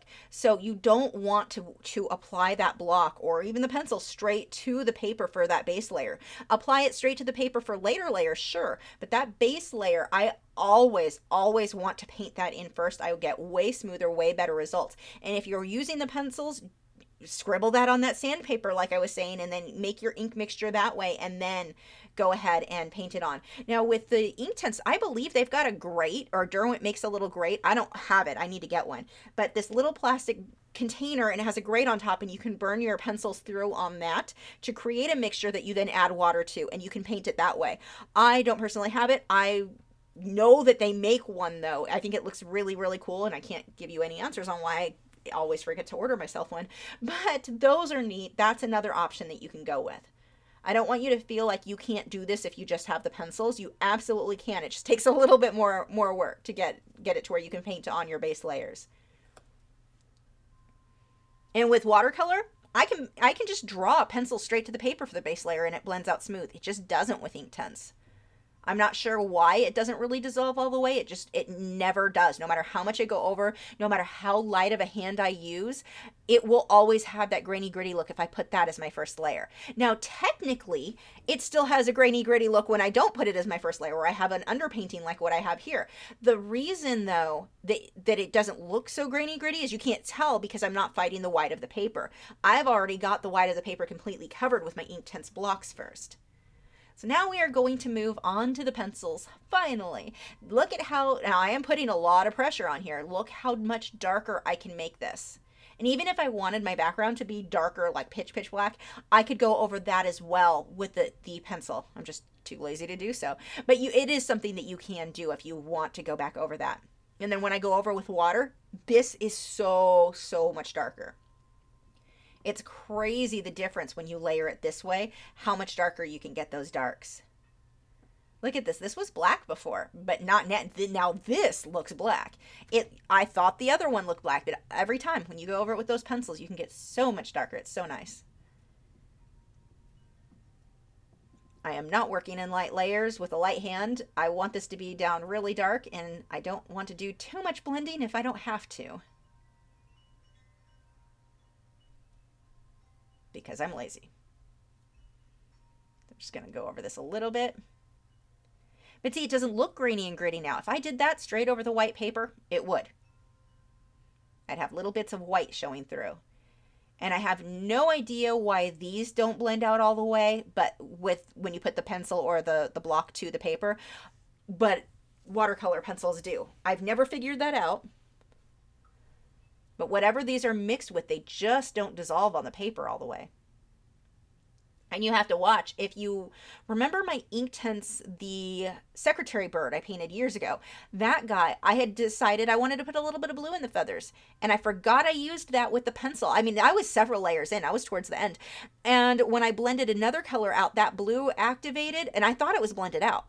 That blue activated, oh my gosh, it took over. I mean, I had already blended it, but it reactivated again when I went on with the next layers. I had to go back and cover that up. But yeah, so just plan on anywhere where you've put the Inktense pencil will not complete. It can always be reactivated. And I don't mean reactivated like watercolor where it blends in and you get this nice smooth blending. No, I mean reactivated like, oh my gosh, that is not what I thought was going to happen. I wish that didn't happen. Where you just have to be aware. Don't wipe, like I wouldn't take a wash brush and go all the way across, like try to tint across all of this with another color. It will reactivate this that I'm doing with the pencil, even if it's already been blended with water. So it's permanent, yeah, but it also reactivates, but not like watercolor. So I guess that is the big difference, and just always remember, and I don't think I've stressed that enough. Once that pencil has gone on there, you can always get it to pull more color up, always, no matter how well you think you blended it. I learned that the hard way with blue on a bird that was not supposed to be blue.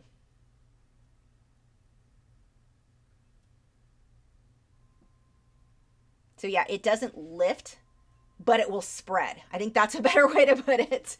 It's permanent. It's not coming off, but it will spread.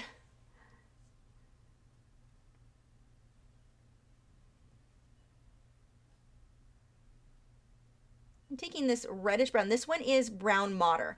That color is amazing. It's almost like a purplish or a reddish purplish tint to this brown.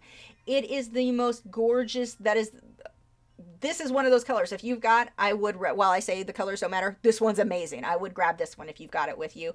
It's such a warm, like, well, it's not even warm, it's more cool, I guess, brown, but it's got just so much depth to it. It doesn't feel like just brown, and it's really good. So this is the color that I'm using for the shadows, the darker shadows in the brown.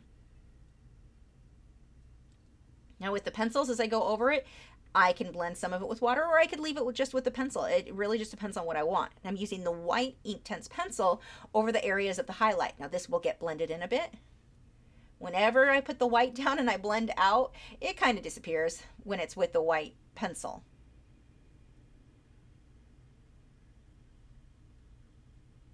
And at this stage, whereas before I was jumping around all over the place, don't jump around. Pick one little area and really focus on that until you're pretty much finished. I mean, I always come back at the end and make adjustments all over, but for the most part, I just want to focus here, just the ears and that corner of his head. Just focus on little areas. This is where the little detail stuff really starts coming in. And I'm just using water on that brush. And it's funny because I totally forgot about it until now. I don't know why I always forget about my water brushes. They're brushes that fill with water, so you just squeeze it a little bit and you don't have to keep dipping your brush in water. It's already in the brush. So those are really, really handy. Definitely recommend, and keep forgetting I have them for some reason. Whenever I've started with the Inktense blocks, I will always forget to grab those by the time I get onto the pencils, where it would be easier to use a water brush. And I think I've got some by Derwent and I have one by Faber-Castell. They're all good, but I definitely prefer the bristle size and the variation I have in my Derwent brushes than I do my Faber-Castell. I only have one size. I'm not sure if they make other ones, but I really like my Derwent ones.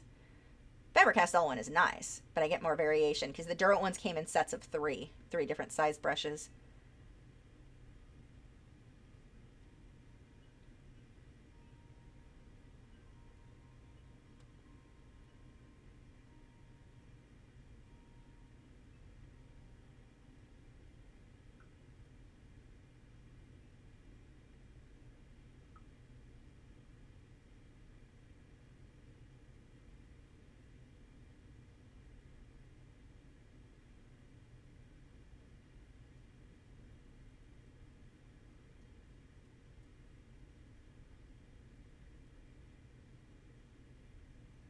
You can really see how much this is moving. Part, it's just moving because of being pushed against the easel, but how warped it is at this point because of it drying so unevenly with me working in the two sections.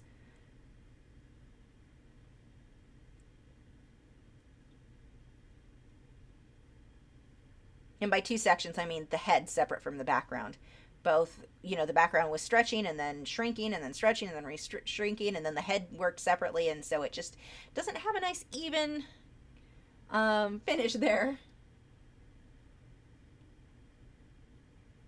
And I've really not seen that happen on my other, when I've worked in on the Arches hot press watercolor paper, not to this extent. So I really do think it's because I used so much water without pre-wetting the paper. So I'll try the other way next time and let you know if that fixed the problem or not. It should.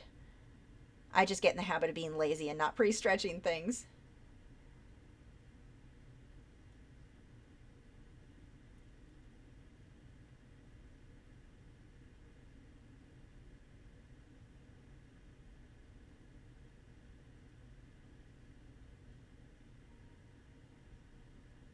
I'm just pulling that reddish brown color, that brown madder, into the tan of the ear just a bit.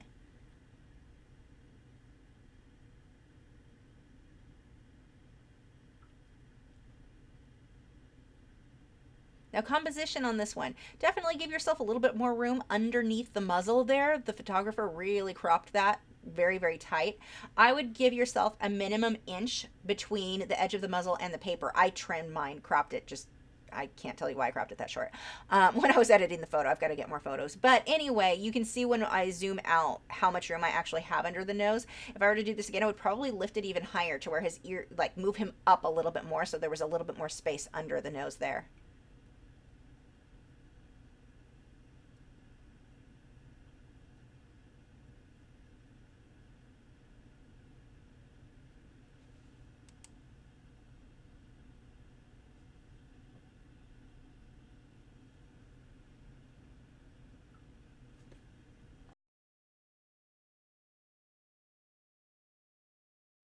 On these little rhinestones, I'm taking, this is just the brown madder, and I'm going in, just because it was in my hand, not because you need to pick the perfect color, but I needed something dark, and I'm putting these little dots just inside to create a little bit of texture is not the right word, but depth inside these little gems. I don't really need to worry about the ones going behind his hair there. And I'm going to come back through and really darken up under and over the gems too to make them stand out more. And then at the very end, when I do my last white highlights, I'll put some dots of white on those to really make those pop even more. But those are simple. Don't overthink a lot of those. If you're drawing something and it's like one diamond, yeah, put all the detail in the world and all of the little lights and darks and everything. These are teeny, teeny, tiny. I just need to give you the hint that they're there. And for when you look at it, you know what it is. But I don't need it to look completely as detailed as I would if I were doing like a study of just one of those gems. So I'm using my black here and starting to get some of the darker bits of this fur. I don't want to fill it all in. I want to let some of the lighter areas show through. Also, I should have glassine under my hand here. What I'm doing, it's not so much that I'm smudging anything, although a lot of black was getting on my hand from working that way. The bigger issue is the oils from my skin it's getting on the artwork. So we're working in a medium that we're worried about light fast anyway. We're trying to preserve, using distilled water, doing all these tips. Well, not me, I'm using tap water, but you hopefully are using distilled water. And yet I'm rubbing my hand directly all over the paper. That right there will cause discoloration. The oils in your skin are not acid free. Those are not archival. Keep those off your work. So definitely keep something under your hand. Glassine is my favorite. It is archival. It's not going to stick to the work. It's not going to let anything smudge. So not that you're really going to have stuff smudging much with inktense, but that is definitely something that I would recommend you do. And I'm just looking at my reference photo. Where are my lights? Where are my darks? And I push pretty hard with these pencils. Most of the time, anyway. And so this brush just has water on it. Now, when I dip the brush in water, I always dab it onto a paper towel to absorb some of the excess water. Otherwise, if it starts to drip or run, it's just going to cause some headaches that you have to fix. Now you're going to get to about this stage and go, it looks pretty good, I'm done. Look what happens though when I spend another couple hours and just, I think maybe an hour and a half, I don't know, but kept working and working and working and layering. Layer until it looks how you want it to. The common question is, how do you know when your work is done? For me, when it no longer bothers me, when I can't keep finding more things that I think could be improved upon. Pulling the little bits of fur back in with the dark so it makes it look like the white is overlapping the dark there a bit more. But having color everywhere on the paper does not mean it's finished. I call that my base. So often I think people call their work finished when they're really only about a quarter of the way through. If you spend more time, you're going to notice a huge, huge difference in your artwork. We often are trying to get things done too quickly. And well, yeah, for me, this was a fairly quick project. I've also am pretty comfortable with inktense. I've done a lot of paintings with them, so I can move through it very quickly. Don't try to shorten yourself going, okay, I'm going to get it done in one night too. I mean, maybe you can, but you're probably not going to enjoy the experience as much if you're rushing. And you're not going to have most likely finished the work. I mean, you may call it finished because there's paint everywhere, ink everywhere, but keep layering. And even here, if you look at the shadow I just put under that bridle, look how much darker it was with the black there. But even though I had black already, so you would think, okay, the shadow's there, it's done. No, it wasn't dark enough. When I keep layering, keep working on things, keep cleaning things up. Now, I don't keep my pencils super, super sharp because the tip usually will just break anyway with how much pressure I add to them. Part of why I can't get tons of tiny, tiny detail with the pencils by themselves.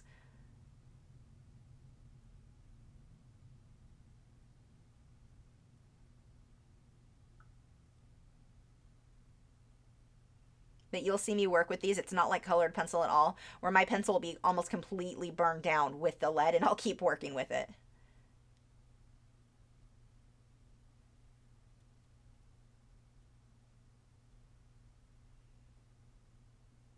There is some stitching on this bridle that I did not include. It's just too tiny for something this size. If I was going to do it though, I would use a liner brush with the white inktense block. Now here I'm coming in between these little gems with a deeper shadow. And look how it makes them stand out so much more.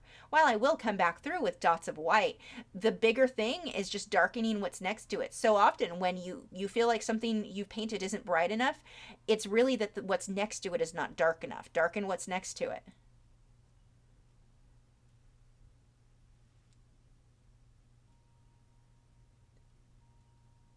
Some of the edging there.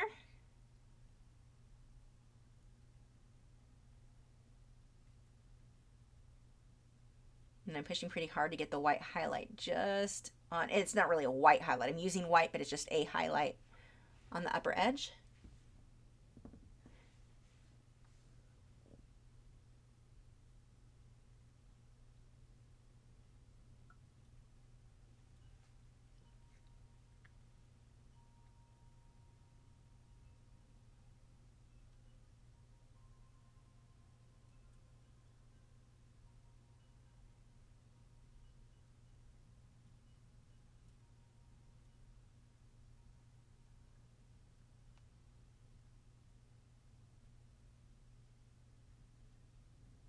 Again, pushing pretty hard there. Really makes that dark a lot darker.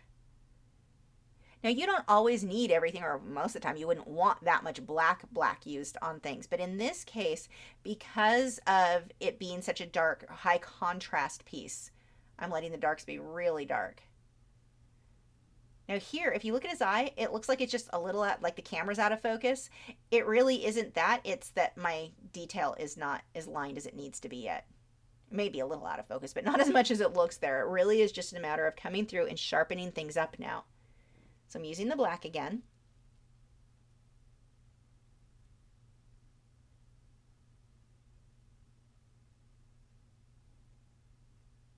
See the upper section of the iris right directly under the eyelid will be slightly darker because that's being cast in shadow.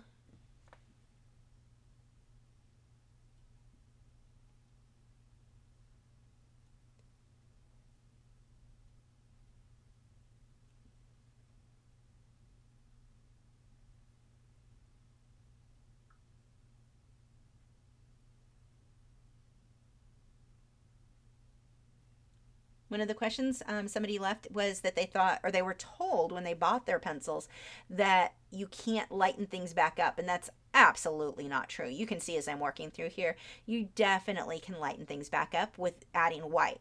And let's say I needed this to be, I don't know, pink.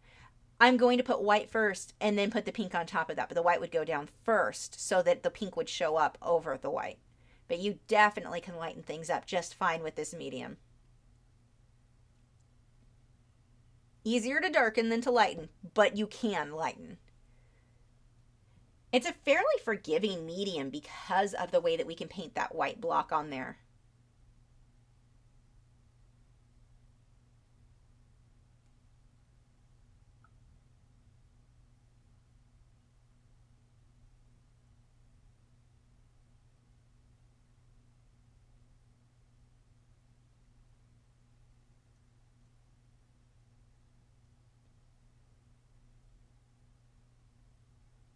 I'm putting the white right on top of the black to make it gray. And I'm not going to blend that out with water.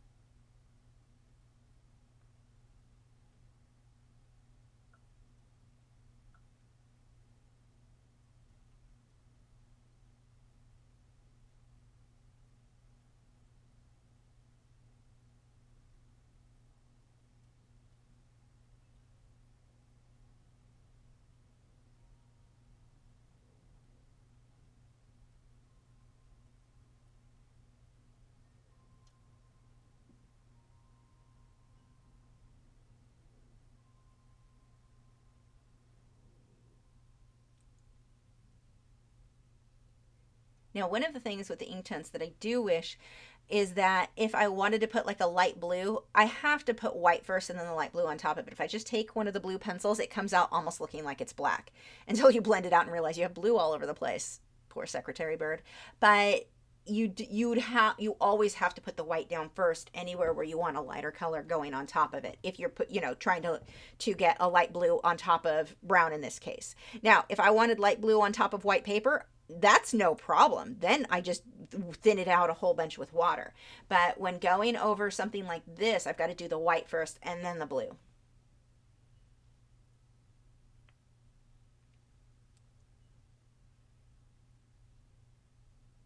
When you start feeling overwhelmed, where you're just like, I don't see the detail, where do you put the highlights and the shadows? Zoom in on like one little square inch. At this stage, this is where you can really zoom in on the little things. Just focus on one area, ignore everything else, only focusing on the eye or only focusing on 1 inch of the bridle. Whatever it is, just break it down into smaller pieces. It's going to make it much easier to tackle versus looking at everything as a whole. When you start looking at everything as a whole, it usually doesn't come out looking quite right.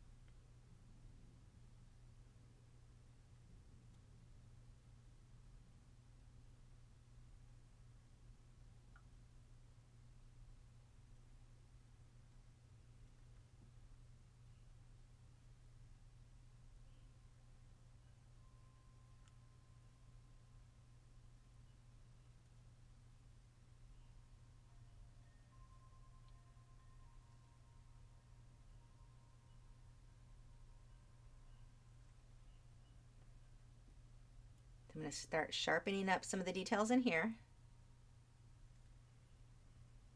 I don't have to worry about drawing over the front of his mane coming through because that's so much darker. It's going to go right over it.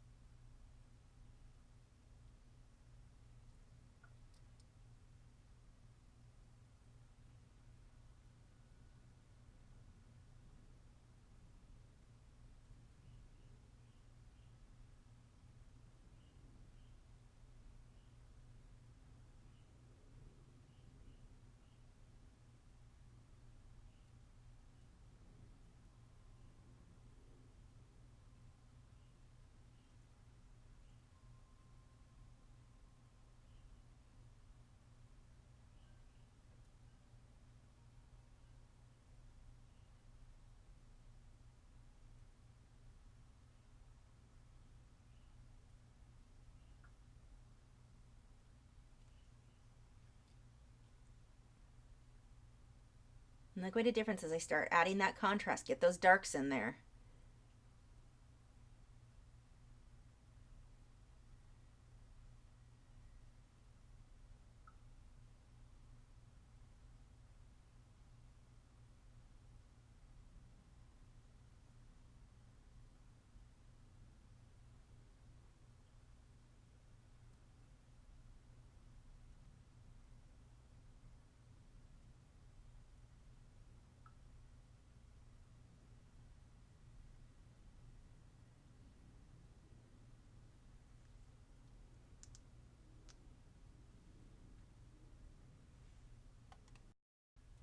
As it zoomed in there, look at those gems, just those few little dots of the brown modder and just other colors being accidentally blended in just because I was being messy, but it gives you this sparkly feel. I'm just going to go over that to smooth it out with the water on a brush.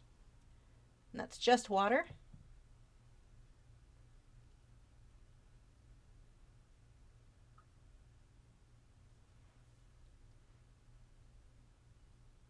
See here, because I had gone over it with the black Inktense pencil, I'm able to reactivate even areas that were blended and pull that down, because there's always going to be some of those areas that don't blend out all the way.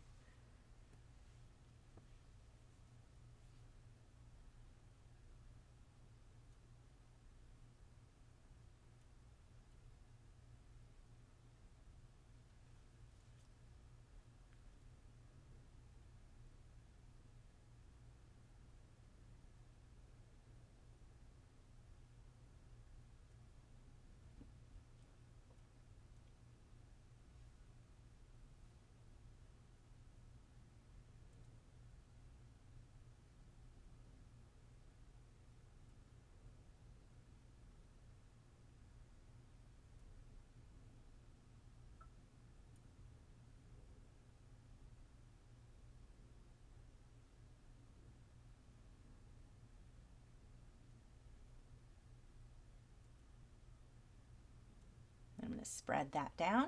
Look how dark that goes. You can really see why I like combining the pencils and the blocks, because the pencils, while on their own, are kind of a pain because you can't, I don't want to apply it directly to the paper without a base layer and all of that, but they get so much darker on top when I'm adding the shadows and such.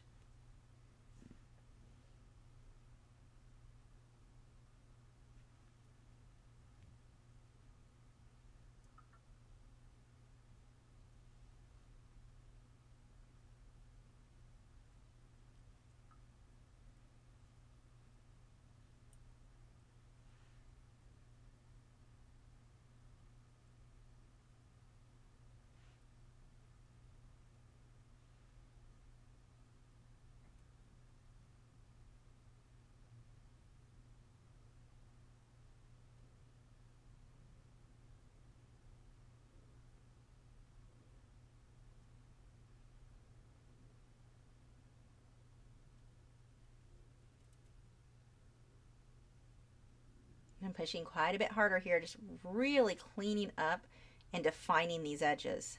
So I've got a shadow right under, and then the darkness of the leather itself.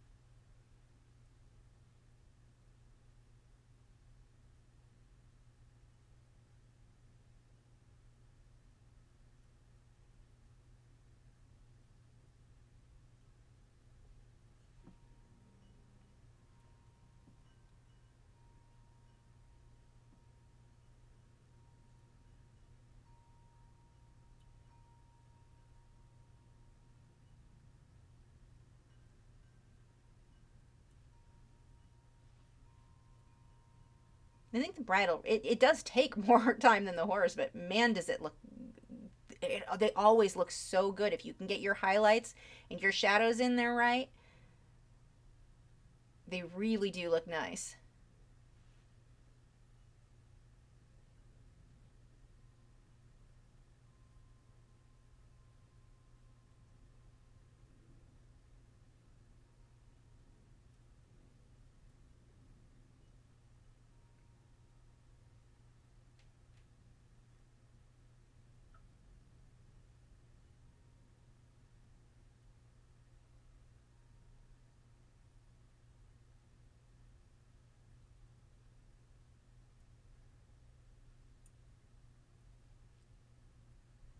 You're just cleaning those edges up. And this is the big thing with your art, no matter what medium you are working in. Get those edges clean where they need to be. Now, sometimes they should fade out. Be aware of that. Start noticing that on your reference photos. What needs to be a harsh edge, what should be soft. But where it needs to be harsh, keep those clean. Keeping your work clean, and that doesn't even mean harsh versus soft, just keeping it clean is a big deal.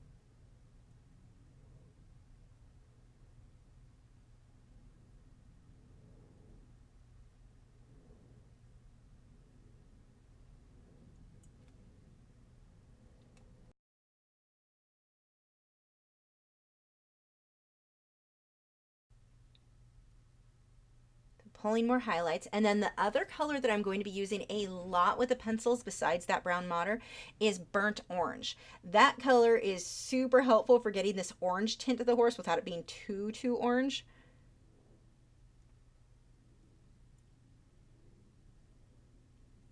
Pulling that highlight out again on the eye. Little bit of a shadow, hyped up that shadow a little bit more on the underside of the eyelid. And here's that burnt orange. That and brown madder are just perfect together on this guy. Those are really the majority of the colors, the brown madder, burnt orange, and white for the highlights. Those three pencils are the main ones that I used for the majority of this guy's face.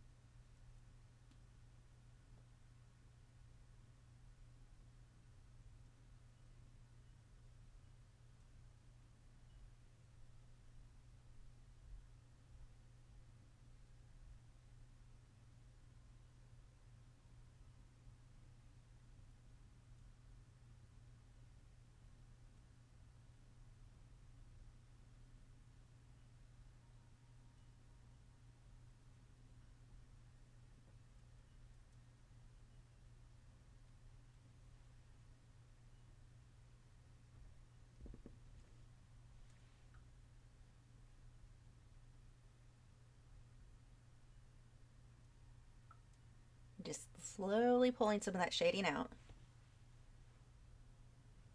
Okay, just little bits. And I don't need everything perfectly blended. I've mentioned this several times before, or more recently, I think. That was a big thing for me to learn. When I was younger, when you go back like 20 years ago when had only been painting for a few years, I really wanted everything over blended. Everything had to be blended perfectly. Yeah, that means everything looks like plastic. I mean, that doesn't really give you the texture I'm okay with, and I actually prefer in many cases now for some of these brush strokes to be left showing.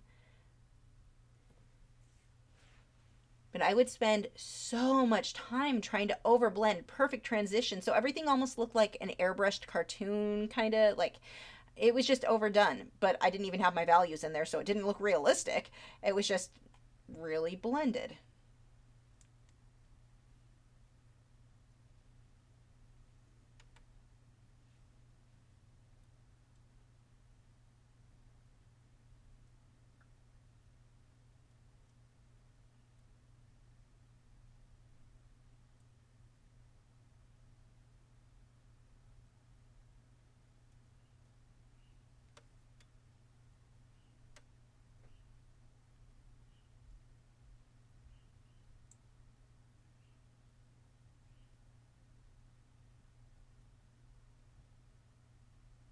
Some little highlights there. And I do push pretty hard with that pencil. Well, not too hard, because if you push too hard, that whole tip will break. But I am pushing a lot harder than I would with my colored pencils, that's for sure.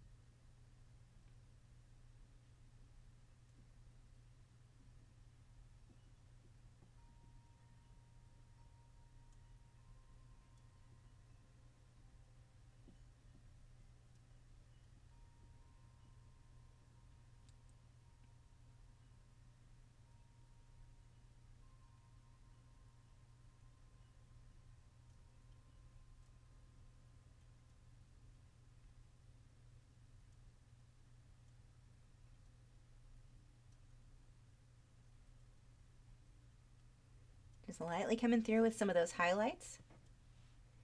This is the stage where everything starts really coming together. You can start cleaning things up, things start to move away from that ugly stage.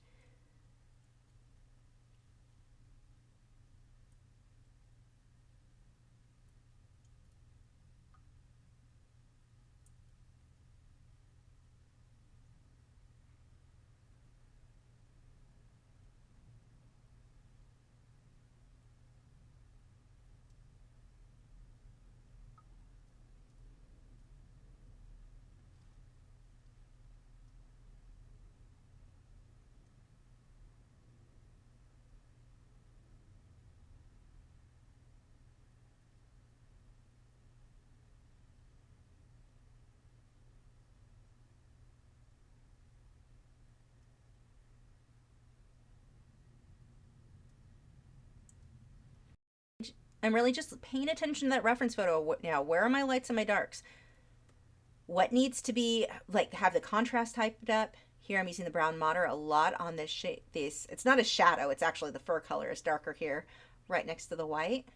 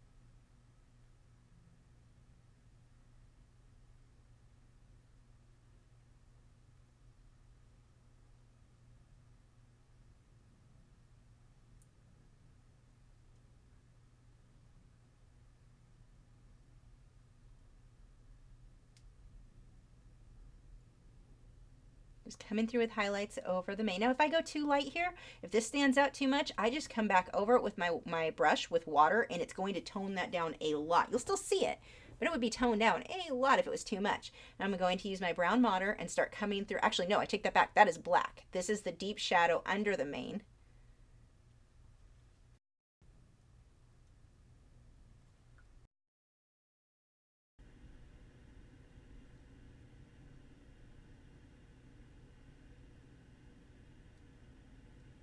Now look how I leave some of the lighter color of that base black that I had done, which is a little bit more of a chalky gray, really, once it's watered down. Look how I leave some of that. I don't want to just cover black everywhere. I want variation of lights and darks. Adding a bit of blue in here. Just makes it look a little shinier. Not a whole lot. You can't even see it on the final photo once everything's blended out.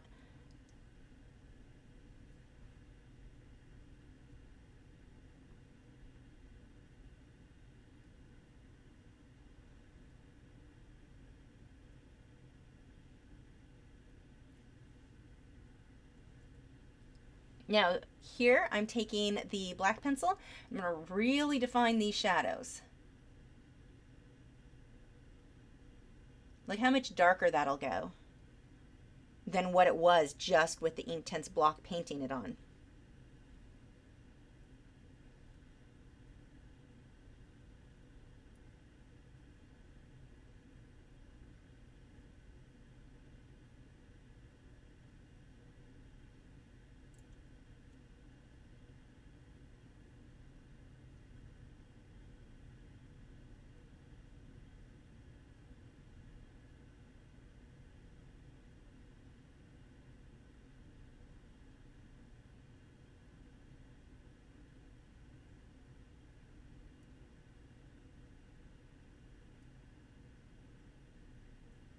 Just using a little bit of water. That's all that's on this brush is water. Just soften everything up. And of course that'll not be as dark once it dries. You can see it getting lighter and lighter as the water evaporates. Using that burnt orange.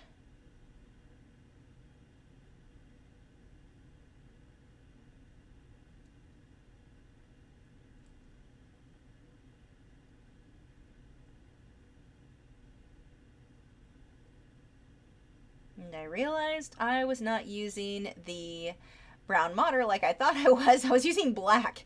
It doesn't matter. And the reason that I'm pointing out that mistake, because you wouldn't even know that I made the mistake if I didn't tell you.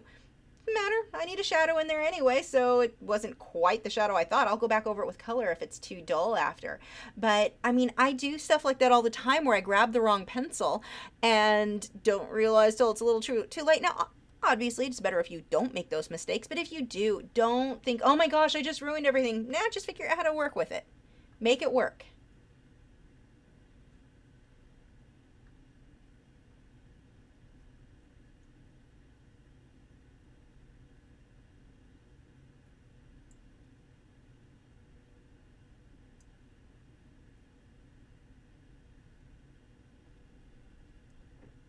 going through with the black now and better defining that shadow underneath the bridle.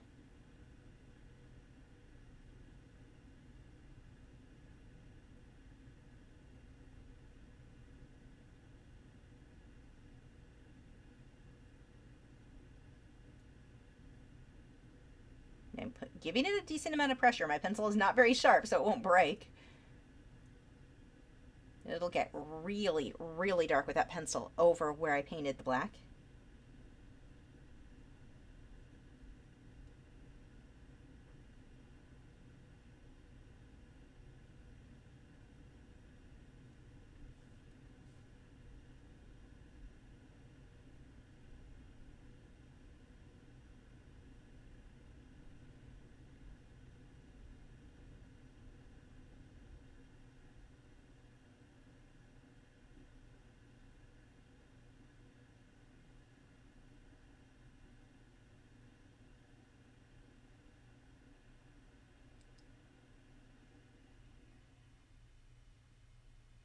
And this is just water on this brush, so I went around the edges where I had gone over with the black, but I did pull that in a little bit to tone down the inner leather area there.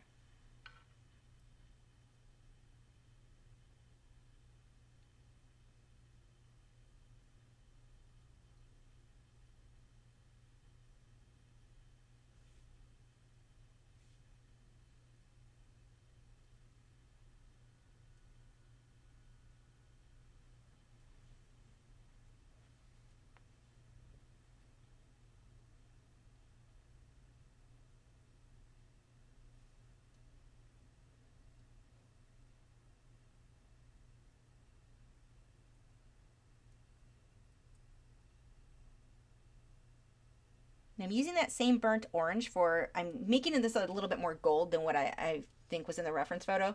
This was a bit washed out, so I've added a little bit of the darker area to the metallic so that the metallic ring there really does look a lot shinier. And then I'll come back through with white as well for the highlight when I paint in with the inktense white block.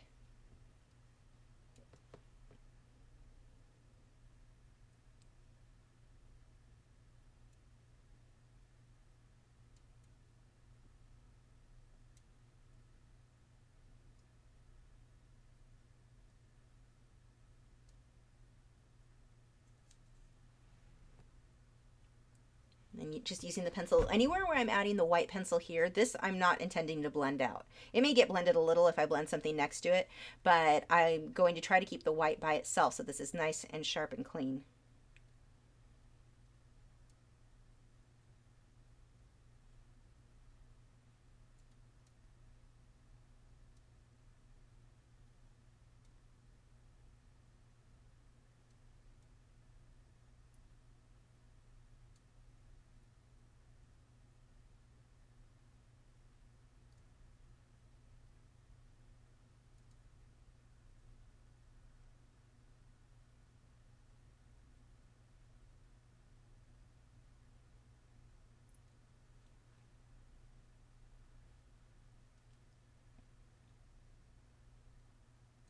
And see how even though earlier on this wasn't super clean, it was a little bit out of focus, a little bit fuzzy, kind of cartoony looking.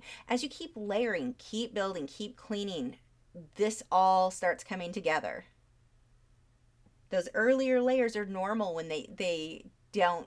I think that's one of the things that can frustrate a lot of people. They expect the early layers to look like the final layers, and you have to know it's going to look bad along the way. You just keep working till it looks good.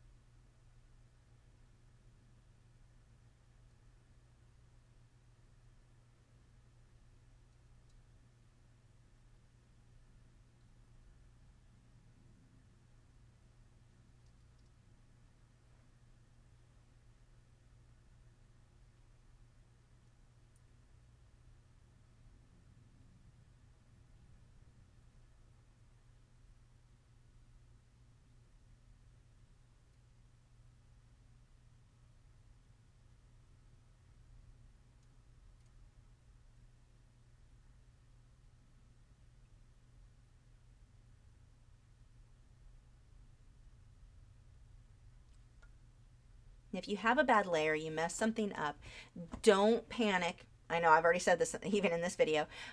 You're not done. Those mistakes are fine. And I keep bringing it up because it is something that I see happen so often, where people, they stop having fun because anytime they make a mistake, they kind of freak out. Oh my gosh, I ruined it all this time for nothing. No, you're not done. Just keep layering. This is a very forgiving medium. Figure out how to fix it.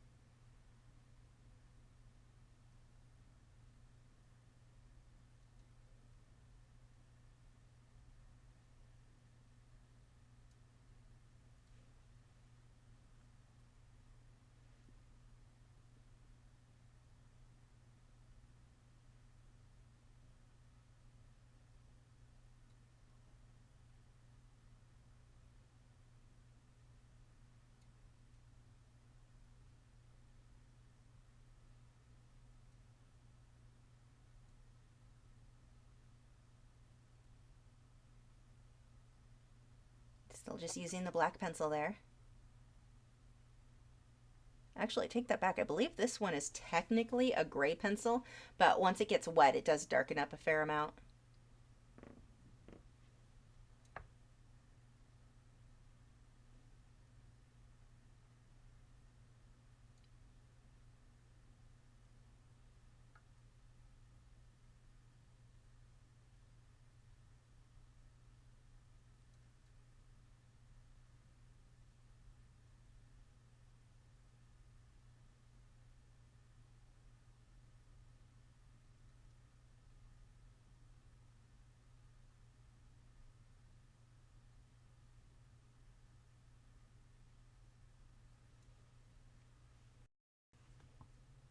Using that burnt orange, and I'm going right over the neck over here. I want to make this pop a bit more.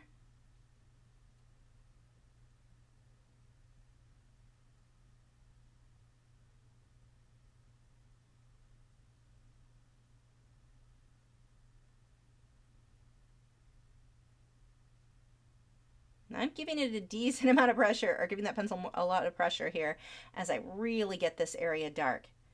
Right now it's really washed out, so that's where the pencil comes in. Now, if you don't have a pencil, if you only have the Inktense blocks, you can apply the block at this point too on an area this large. Now those blocks break more often than not. Almost all of mine I break in half intentionally. Even if they're not broken, I will break them because they're easier for me to handle. They're easier for me to wet into the little section the way you saw me use earlier on the palette.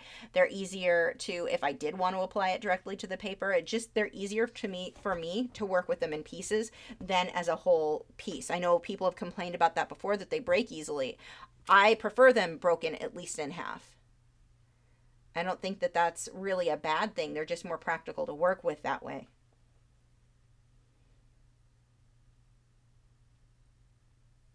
Now, if you ordered a new set or just bought a new set and they're all broken, yeah, I'd go ahead and return that just for, I don't want everything broken. I want to control where mine are breaking, not just randomly broken all over the place. But when you're using them and you're applying pressure, you're like, crap, it just broke. That's fine. I just break them on purpose so that I can get a better grip and apply pressure without it continuously snapping all the way down. And they're easier to handle, I think.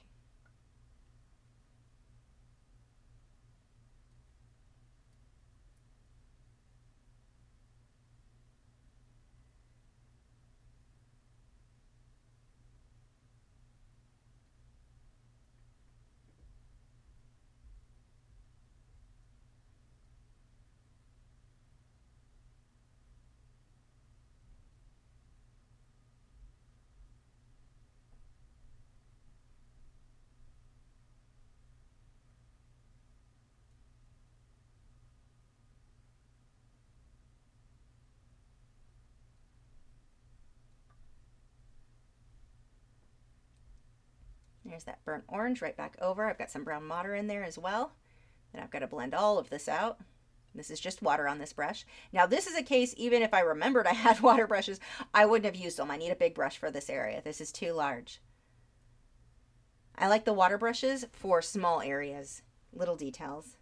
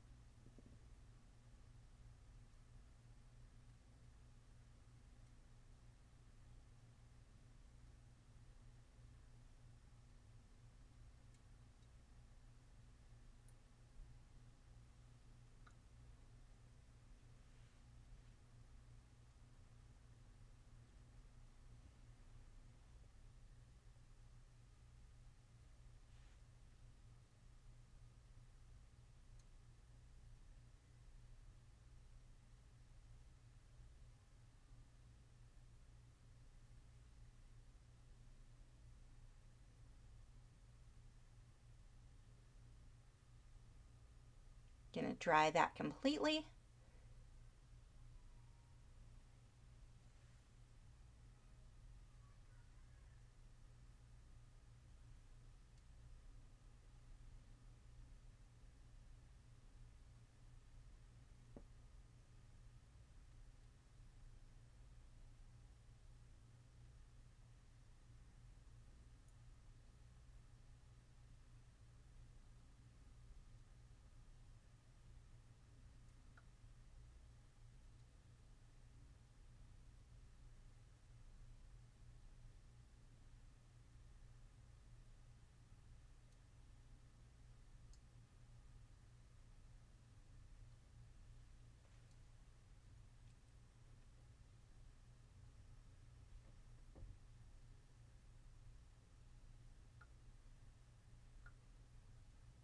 This is another stage where you'd often get to where like, oh, okay, it looks done. It's finished, right?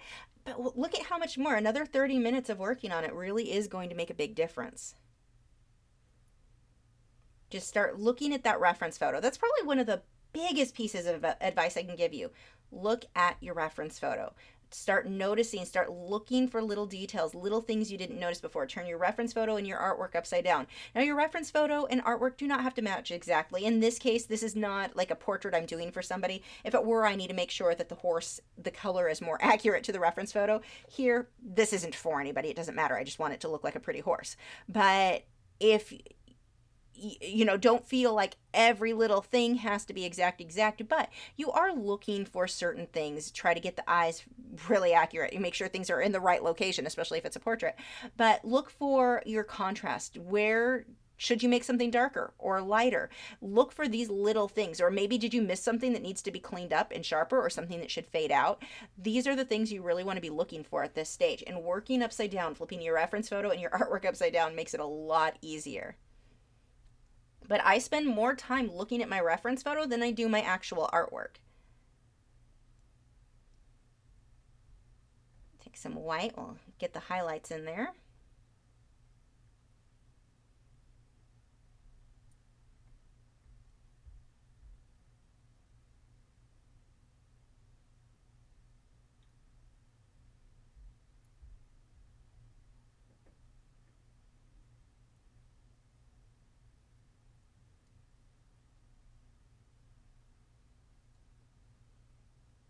Now, by putting the white over the areas where like I had burnt orange or the grayish tones, it's still burnt orange. I'm just getting a lighter tone of it. It mixes in with it. The white pencil is not that opaque.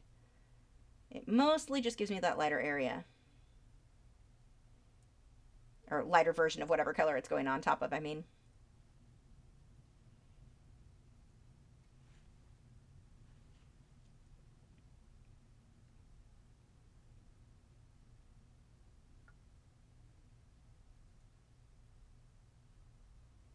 Now for these final details, I am going to go ahead and speed this up because at this point it starts looking like I'm just randomly moving the pencil everywhere. And I think that it's easier to really see what I'm doing when it goes a bit faster, when you can see a little bit more with that kind of end result. So this isn't sped up a lot. It's a little over twice as fast as normal, but it starts to look like at the end that the pencil is just moving randomly. Watch as we speed this up a bit at the areas that I keep going over, the areas that I make these little adjustments to, but what a big impact they have on the overall piece.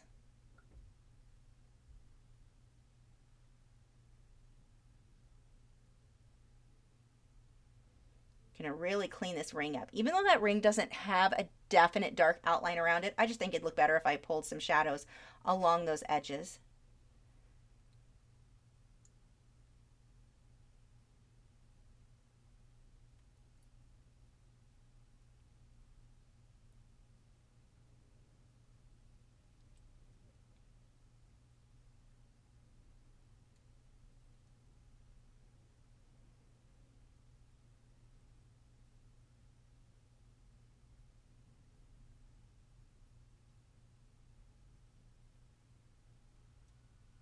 And one of the reasons that I continue using inktense, even though I don't trust it not to sell, or just because of the light fast, we don't know for sure once water's added, I still use them because it's fast. I got this done in one. It was a long, long night, but I got it done in one day. This would have taken me. Let's say it's a 2-day project for me. Would be what it really should have been, but the if I had done the same thing in colored pencil, this size and 11 by 14, I'm looking at near 2 weeks worth of work. So, well, it wouldn't be every day. So maybe say a full 7 days of work versus 1 or 2 days with the inktense. The inktense I can get done so much faster that if I want something quick that I can do prints of, if I want to just do a quick, maybe I want to do something as a gift for somebody, but something that I can get done fairly quickly. This is a really nice medium to work in to get very similar results as I would with colored pencil. Now you do have to get used to using the paint brushes and manipulating them. That's not an overnight thing, so don't be frustrated by that. But it is a very, very fast way to work. If you're somebody who likes working in pencils, but you don't like how long it takes, this may be a good alternative for you, or watercolor pencils, because you can get stuff done so much faster, but you can also stay with photorealism. When I started with inktense, a lot of what I was seeing people do were these quick sketches. Nothing, a lot of cartoony things, anime, that sort of thing. Nothing photorealistic, this was years ago. Now I've seen a lot of people doing that now that people realize you can use this for photorealism, but people were just kind of doing these looser sketches. They weren't getting very realistic results for a while when it first came out. So that's one of the things that I think is a big deal to know about these. You absolutely can. You can get way more detail than what I've got here. That you're not limited by that, but it's so much faster, so you can still get the same look as colored pencil, but with a fraction of the time. Now, like I said, you've got to learn to get used to that paintbrush, so there's that extra element to learn how to do, but it definitely could be a great alternative for anybody who is struggling with not wanting to spend weeks and weeks and weeks on a colored pencil piece. If you find yourself getting burnt out or frustrated, this is great because I can get my underpainting done with the inktense blocks. I can just paint it in and then go back on top with my pencil to clean up details or contrast or whatever else. Of course, I'll get more details with the liner brush and the inktense block. But I mean, all of that work, the layering this way, really fun, very enjoyable medium to work in, especially when you want to get something done quickly.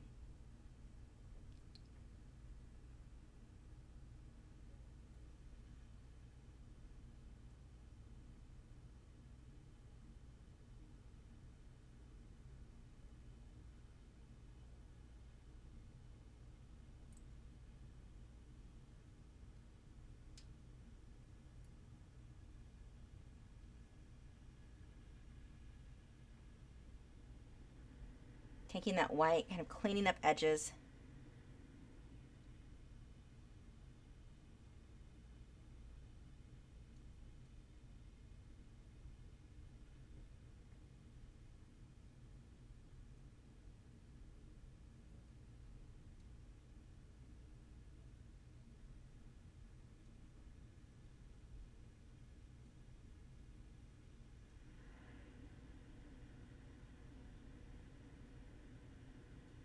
Remember, the white pencil will lighten things, but if you want it white, you want to switch to the Inktense block and paint on anywhere you want to be really opaque white.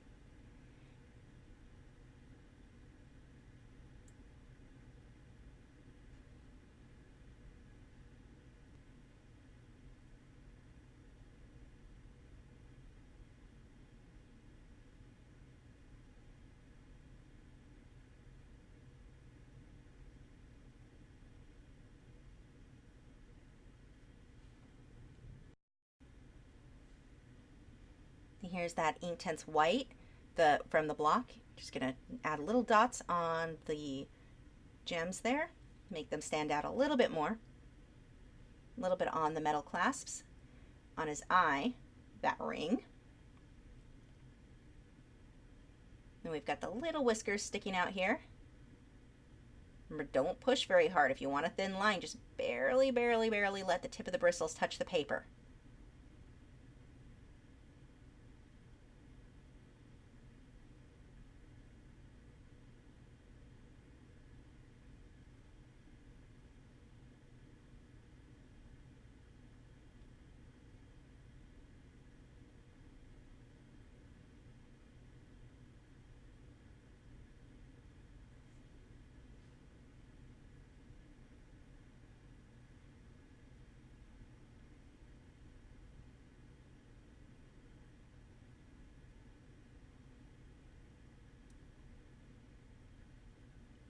I let that dry completely. I'm coming back through with this lavender color, just a bit on top of the black so it's not such a flat black.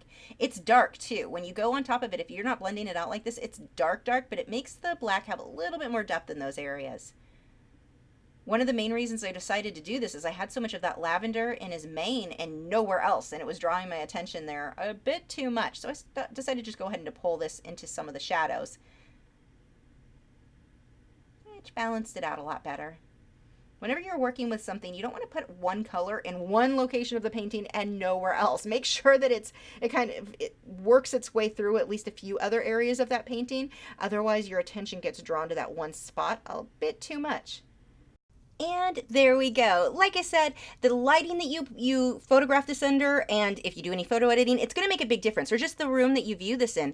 When I do not have those bright lights that I paint under, this is more what it looks like. When I pull this into another room with more natural lighting, this is closer to what I'm seeing. But the black in the background under really bright lights has a bit of a chalkier look. I don't know really how else to word that, because it's not a gloss finish. It's very matte, and that's just how it comes out. Now, I've not experimented with putting gloss finishes over Inktense. That's definitely something that I need to do. If I were to do that, I'm going to use a gloss spray, and I have some here, so I will do a test of that and come back to you sometime in the future and let you know how that made the pieces that I sprayed it with look. This will definitely end up being one of our postcards in the near future as well.